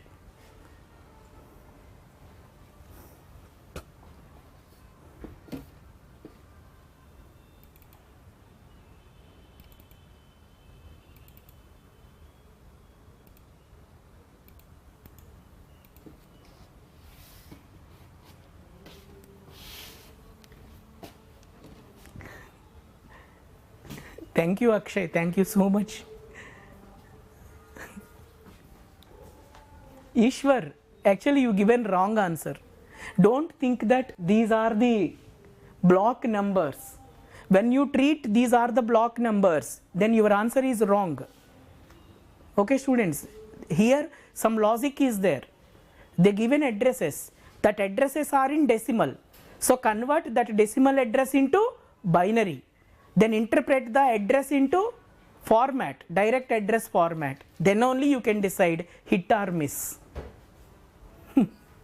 It's not a small question, important question, just visualize it.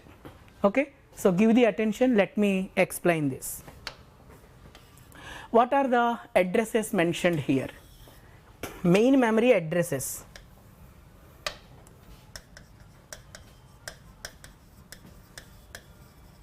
Addresses.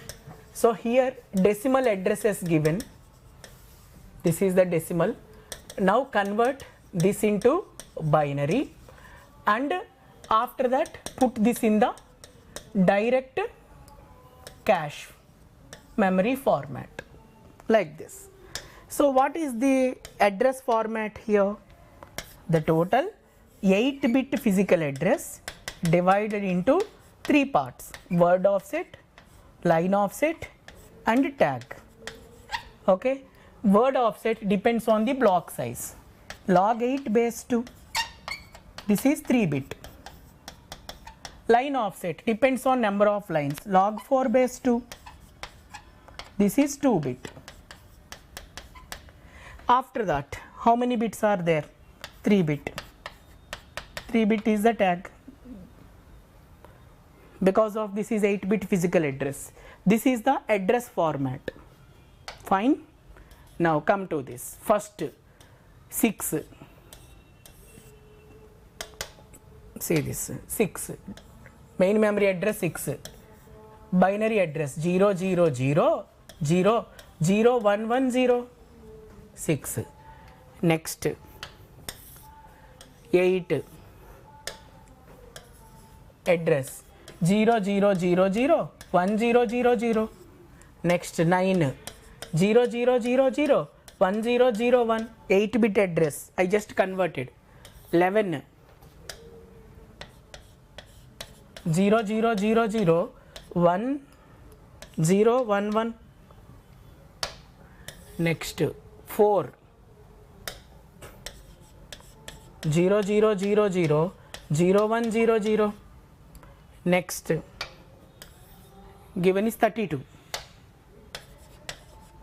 32 0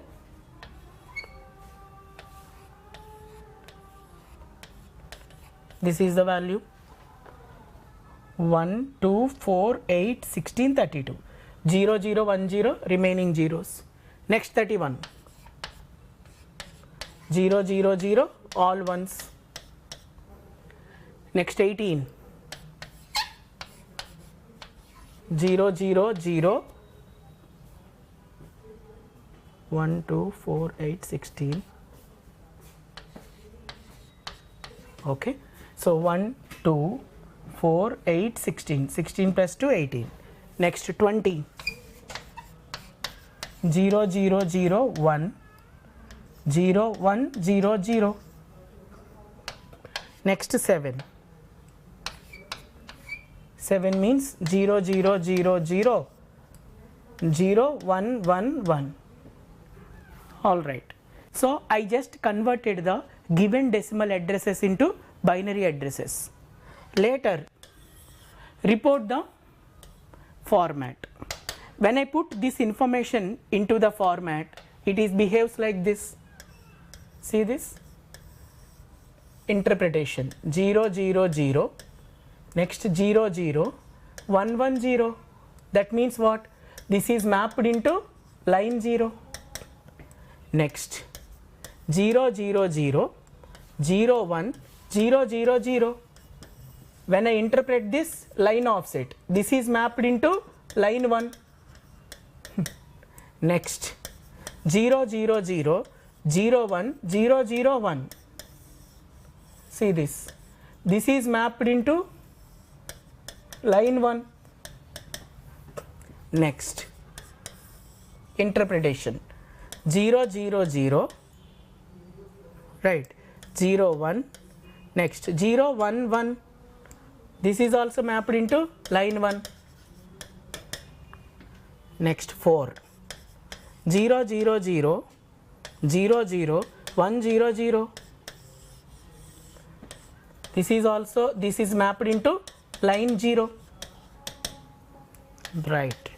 Next 0, 0, 1, 0, 0, 0, 0, 0. This is present in line 0. Next 0, 0, 0, 1, 1, 1, 1, 1. This is present in line 3. Okay. Next,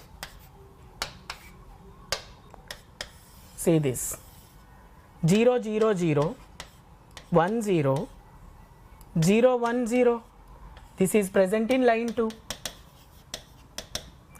Next 0, 0, 0, 1, 0, 1, 0, 0. This is present in line 2. Next 0, 0, 0, 0, 0, 1, 1, 1. This is in line 0. Okay students, yeah. So based on the given decimal addresses converted into binary, interpreted into the direct address format, then we can decide which data present in which line. Very good. Later we will identify the tag when the same address having the same tag. See this? This is 0, 0, line 0, present in line 0.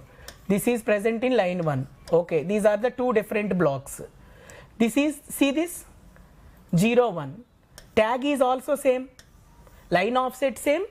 Tag is also same. That means these two are present in the same block.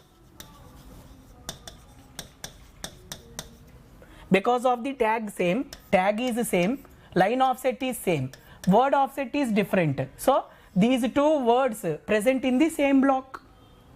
Same block. This is a spatial locality, 0 and 1. And after that, see this. This is 0, 0. Okay, line offset is 0, 0.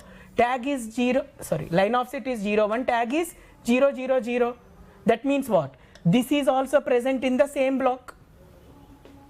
Tag is same, line offset is same. Matlab these three words present in the same block. Next, see this. Line offset 0, 0, tag is 0, 0, 0. tag is the same, line offset is the same. Okay, that means what? This first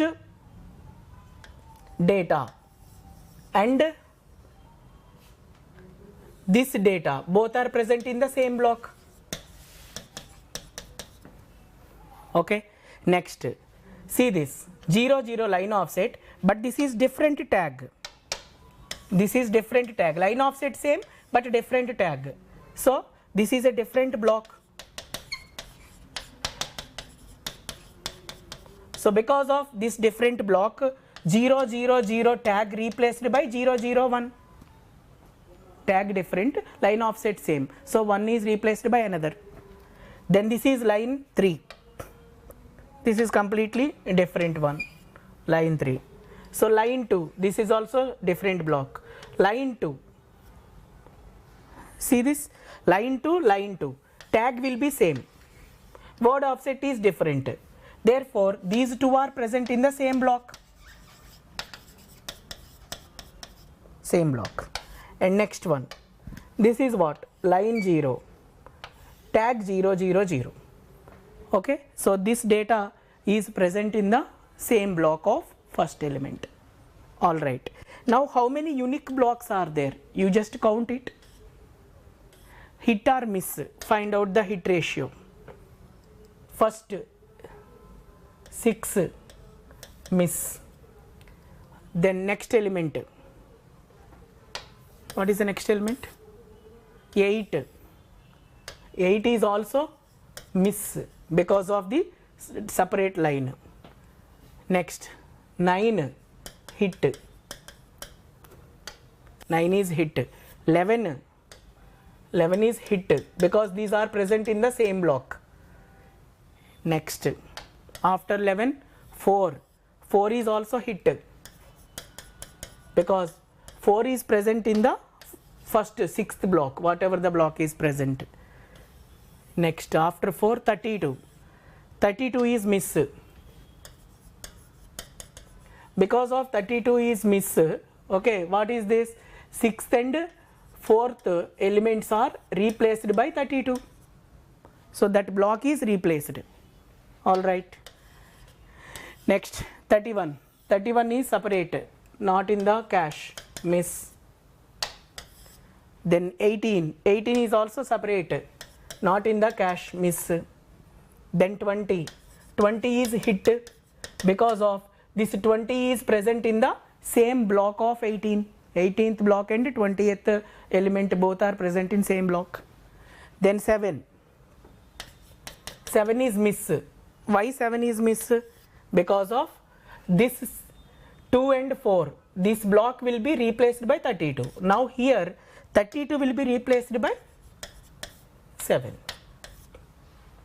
These 7, 32, these all are not the block numbers.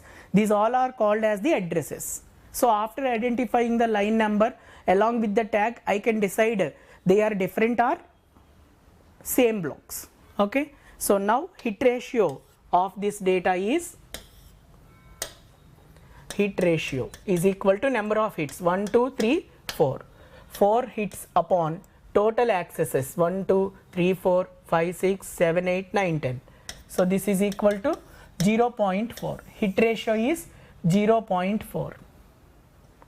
Okay students, whenever memory addresses are given, identify the line offset. So when all the line offsets are same, we are feeling that all the words are available in the same line. Okay, same line contain all words, but all words are in the same block or not, that we will decide based on the tag. Line offset is the same, tag is also same, then we are feeling that all words present in the same block. When line offset is the same, okay, tag is different, then we can say that these words are present in the different blocks but mapped into same line. So that direct mapping, when multiple blocks are mapped into same line, one is replaced by another. So conflict misses are occurred. This is the logic of this question. Okay students, alright.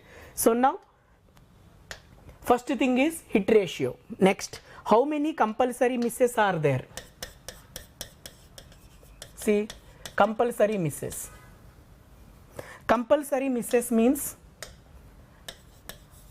number of unique block references.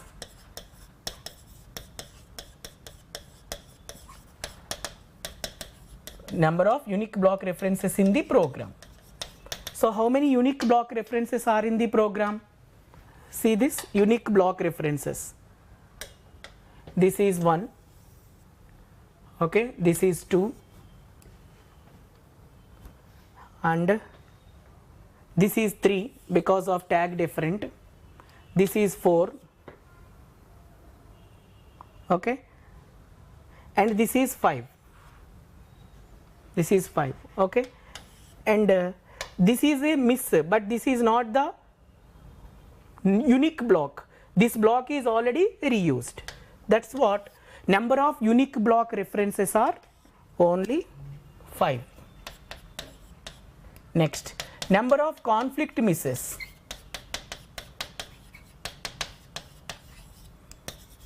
Compulsory misses are 5. How many conflict misses are there? See this. This last element is a conflict miss. Why it is conflict miss? Already that block is present in the cache due to 32, 32 data word. Whatever the block is present in the line 0, that is replaced. I want that block data in the last word. So that block data not available in the cache. So that is miss. Number of conflict misses equal to 1. Number of compulsory misses 5. Hit ratio 0.4. This is the logic of this question. This is something different question. So that you just re-examine this question. Memory addresses given in decimal. Convert the decimal addresses into binary. Depends on the size of the address. Question given 8-bit address. I converted the decimal number into 8-bit binary. Later interpreted the binary address into direct address format. Later I identified the line offset where that word is available. When the line offset and tag both are matching, both the words available in the same block. When line offset and tag they are different, then they are the different blocks. Like that you can apply the logic and solve the question. Okay students, right. If you have any doubts, re-evaluate this question. So what is the question data here? See this. Identify the correct statements. Hit ratio of the program is 0. No, that is wrong. Hit ratio of the program is 0.4. Correct. Number of compulsory misses in the program is 5. Correct. Number of conflict misses in the program is 1. Correct. So answer is B, C, D. Okay students, hope you understand this question. Okay, so practice accordingly. Directly memory address given in binary or hexadecimal, interpretation is different. So here block numbers not given, memory address is given. That's what, convert the address into binary, binary to cache memory format. Then only you may get the answers. Hope you understand, right? Ishwar, correct na?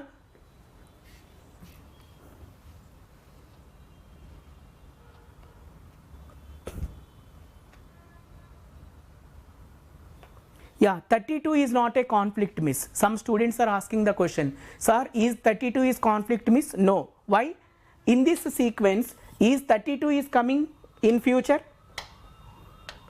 See this, in this sequence, if 32 is present here, then this is a miss, conflict miss. But 32 is not present na. In future, 32 is not there. So simply 32 is replaced.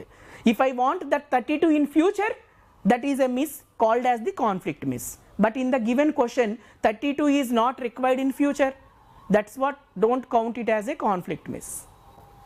Okay, if 32 required in future, then this is a conflict miss. When 32 is not there in future, don't say it is a conflict miss. Okay, all right. So nice question. So practice accordingly. Cleared?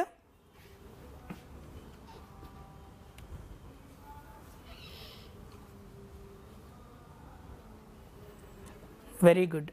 Ansuya, you given right answer. Very nice. That means you followed the concept, huh? Very good, Ansuya. All right. Okay, students. So next question, please. See this question. This is a normal question, but every year they are asking the question. Depends on the accessing time. That's what I formulated this question. You just read the question and solve it.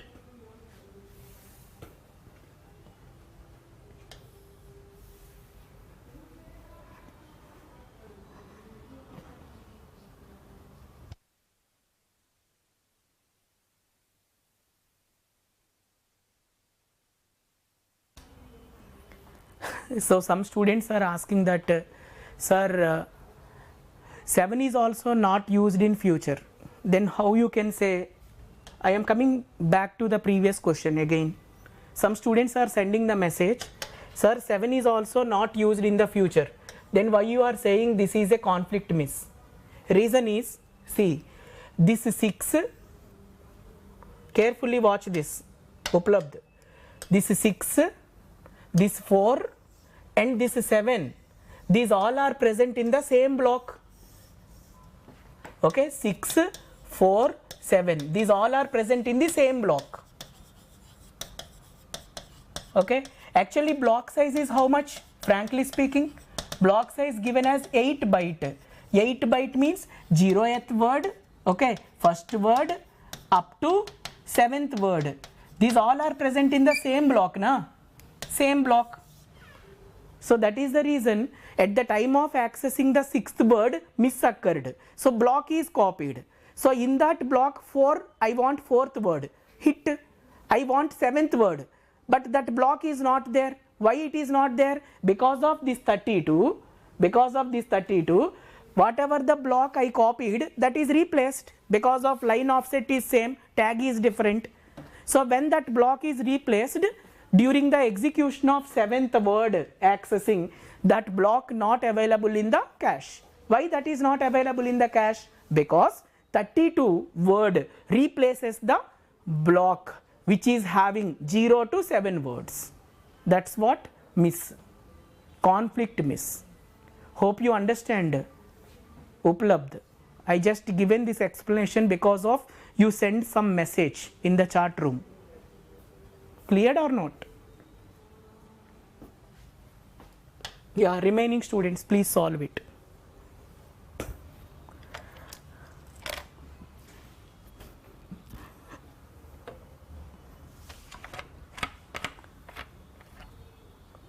Ansuya, answer please.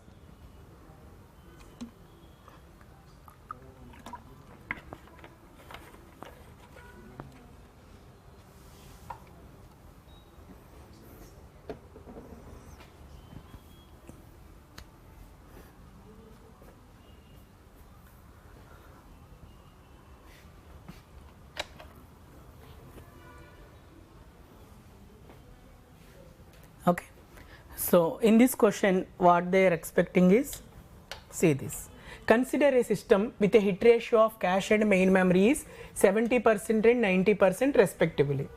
Cache memory access time, see this, HC equal to 70%, HM equal to 90%, usually HS equal to 100%. So last level memory hit ratio is 1. Okay, cache memory access time is they given, cache memory access time is 60 nanosecond. Always cache memory access time is word accessing time, no problem. When miss in cache, 8 word block transferred from main memory to cache. So main memory access time per word is 50 nanosecond. That means TM is equal to, when we are talking about main memory, data transferred from main memory to cache memory in a form of block. What is block size given here? 8 word. What is word accessing time? 50 nanosecond. 8 into 50, that is equal to 400 nanoseconds. That is the main memory accessing time.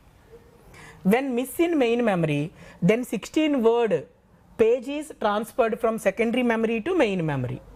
Secondary memory access time per word is 100 nanosecond.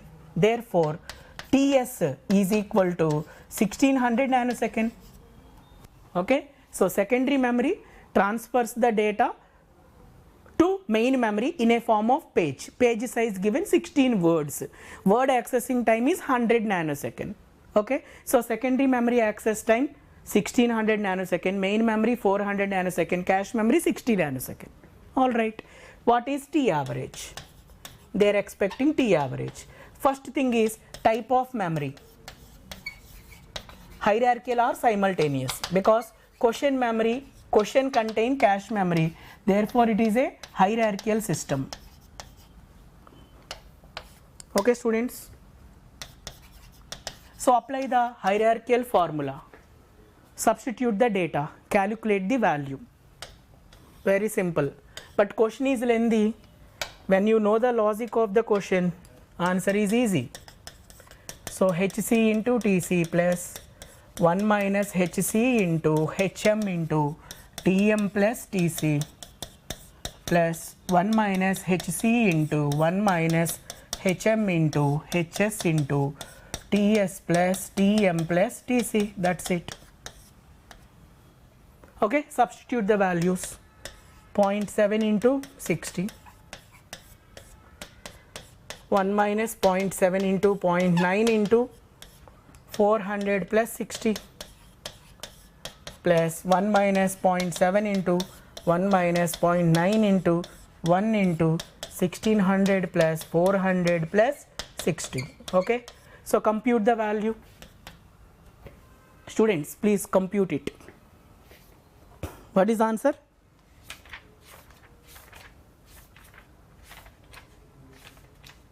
$228, huh?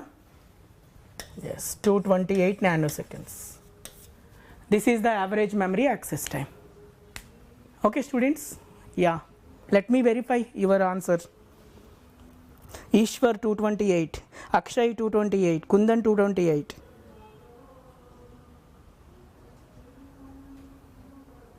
Ansuya 228, very good. Students, you just practice the questions in this order. Apart from the class notes questions, OTS questions, when you practice the questions like this, easily you can answer all the questions in the paper. Ready? Okay, last question in this GTQ is, yeah, control unit related question. This question logic also you know, but I given some different statements. Okay, normally when the question is numerical type of the question, you can easily answer the question. Question is MCQ question, you can easily answer the question. When it is a MSQ question, compulsory it will consume the time. MSQ questions point of view, time consuming. Therefore, you please work on those questions, MSQ questions. Carefully read the questions and apply the logic and answer the questions. Read this question and give the answer.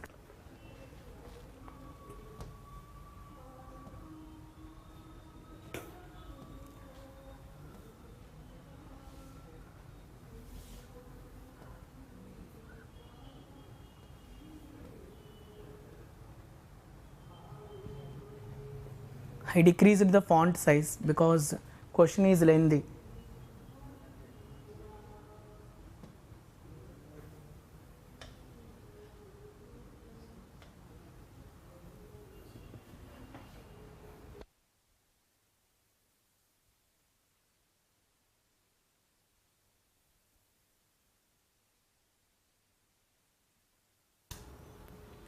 Not visible, na? So do one thing, first read this question, take the question, later identify the options, okay? First take this, later I will show the options. Question is what?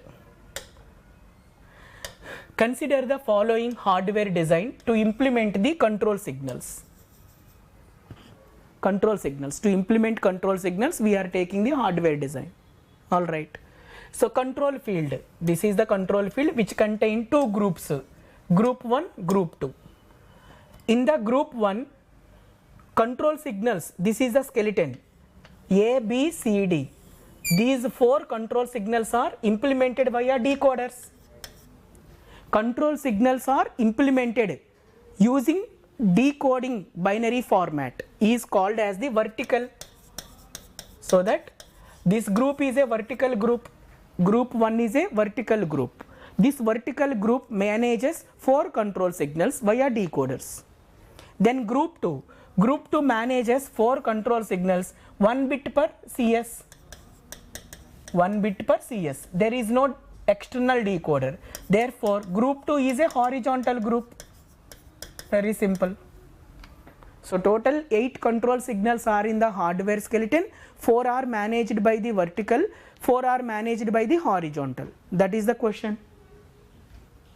Okay students? Alright. Now identify the correct statements. These are the statements.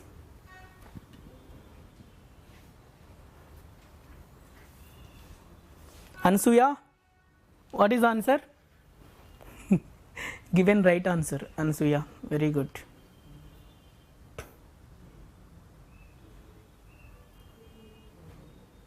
See this, GFD control signals are enabled when the control field contain 33 base 8. See this, 33 base 8, matlab this is octal number.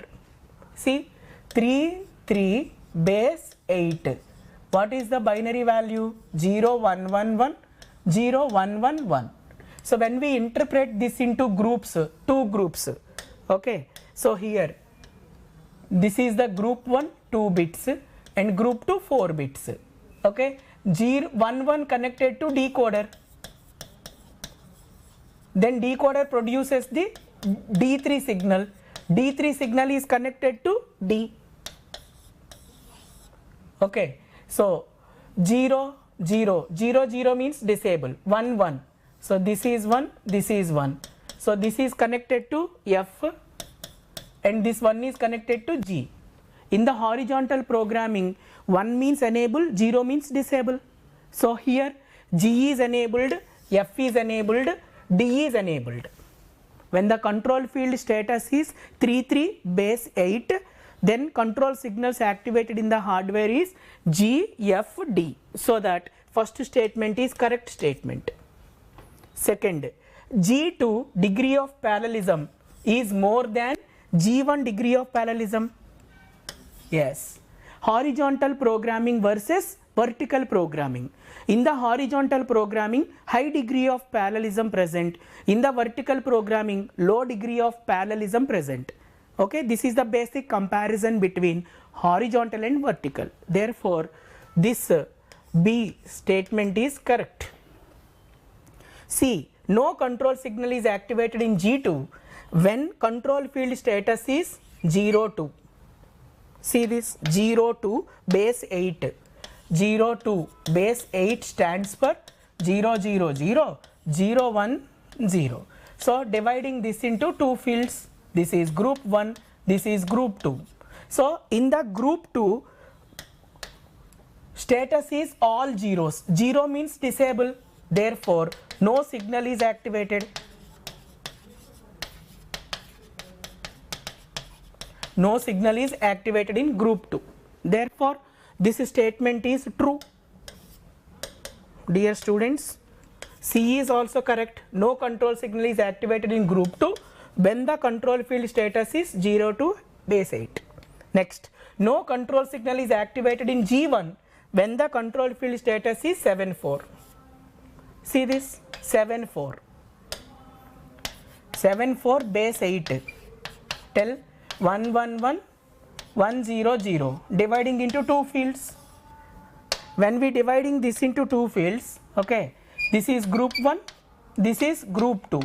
So group 1 status is 00. 00 means decoder produces D0. So D0 is connected to control signal A. So A signal is activated. Okay. So in the vertical programming, 00 stands for one signal is activated.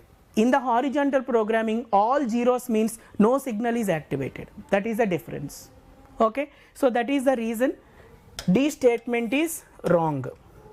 No control signal is activated in G1 when the control field status is 74. This is wrong statement.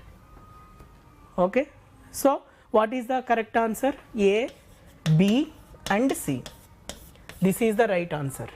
Okay, dear students.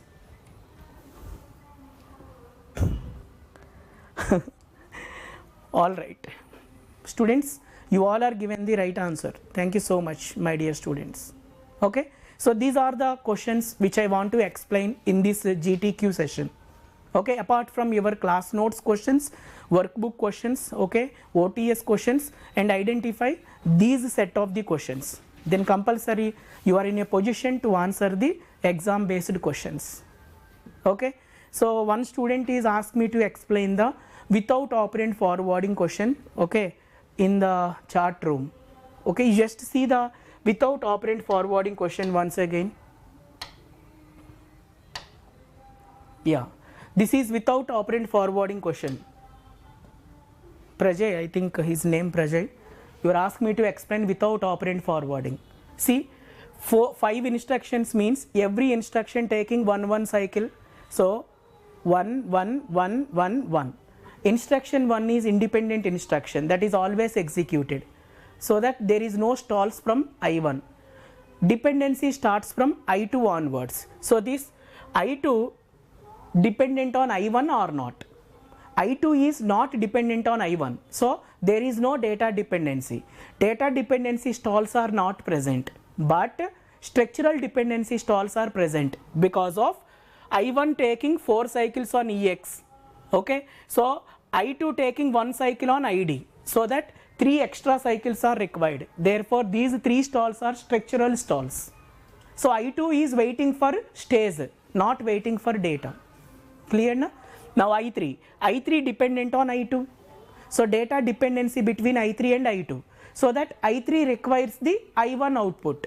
We are expecting, sorry, I3 requires the I2 output. We are expecting I2 output in EX stays. Operand forwarding means EX stays gives the data. Without operand forwarding means we are reading the data after completion. So EX stays, we are expecting output in EX, but after EX how many stages are there? Only one stage, WB. So that WB ke baad next cycle mein we are getting the data because of read after write. Okay, don't read the data in WB. After completion of WB, in the next cycle you are reading the data. That's what after EX, how many stages are there? Plus 1. After EX, WB, only one stage is there, plus 1. So total 2 stalls are there. That's what I written 2 stalls. One is for WB, another is for reading the data. For example, after EX, you have 5 stages. Then how many stalls? After EX, 5 stages plus 1, total 6. But in this question, after EX only one stage is there, plus 1, 1 plus 1, 2. Okay, read after write. Very good. See this, I4, I3. I4 is not dependent on I3, no data dependency. But there is a structural dependency because of EX taking 3. We are commonly taking 1, so extra is 2. 2 structural dependency. Then I5 dependent on I4, data dependency without operand forwarding. We are expecting output in EX, but output is available after completion. After EX how many stages are there? Only one stage. After that stage next cycle mein reading hota hai. Therefore WB 1 cycle plus 1 extra cycle. So 2 stalls here, 2 stalls, right? Now see this, EX taking 3 cycles. But actually every stage requires 1 cycle, therefore 2 extra cycles. So total number of inputs are 16. Like this we are taking without operand forwarding. So we are expecting output in EX. EX may output chahiye. If not available in EX, after completion of the instruction, after EX how many stages are in the pipeline? Count remaining stages plus 1. That become the number of stalls without operand forwarding, when there is a data dependency between one instruction to another instruction. Okay, Prajay, hope you understand. Okay, so students, if you have any doubts related to the GTQ questions, watch this session once again. re-execute this session once again. Automatically all the questions logic will be standing in your control unit. When your control unit knows all the concepts in the exam, you can easily answer every question. Okay students, right? So as of now I explained all the questions which are related to computer organization subject. Okay, thank you so much my dear students for your lovely support. Okay, so do hard work never fails. Okay, so success is there in front of you, so reach your success within a less span of the time because of your hard work. Okay, thank you so much all the best. God bless you my dear students. Take care. Bye bye.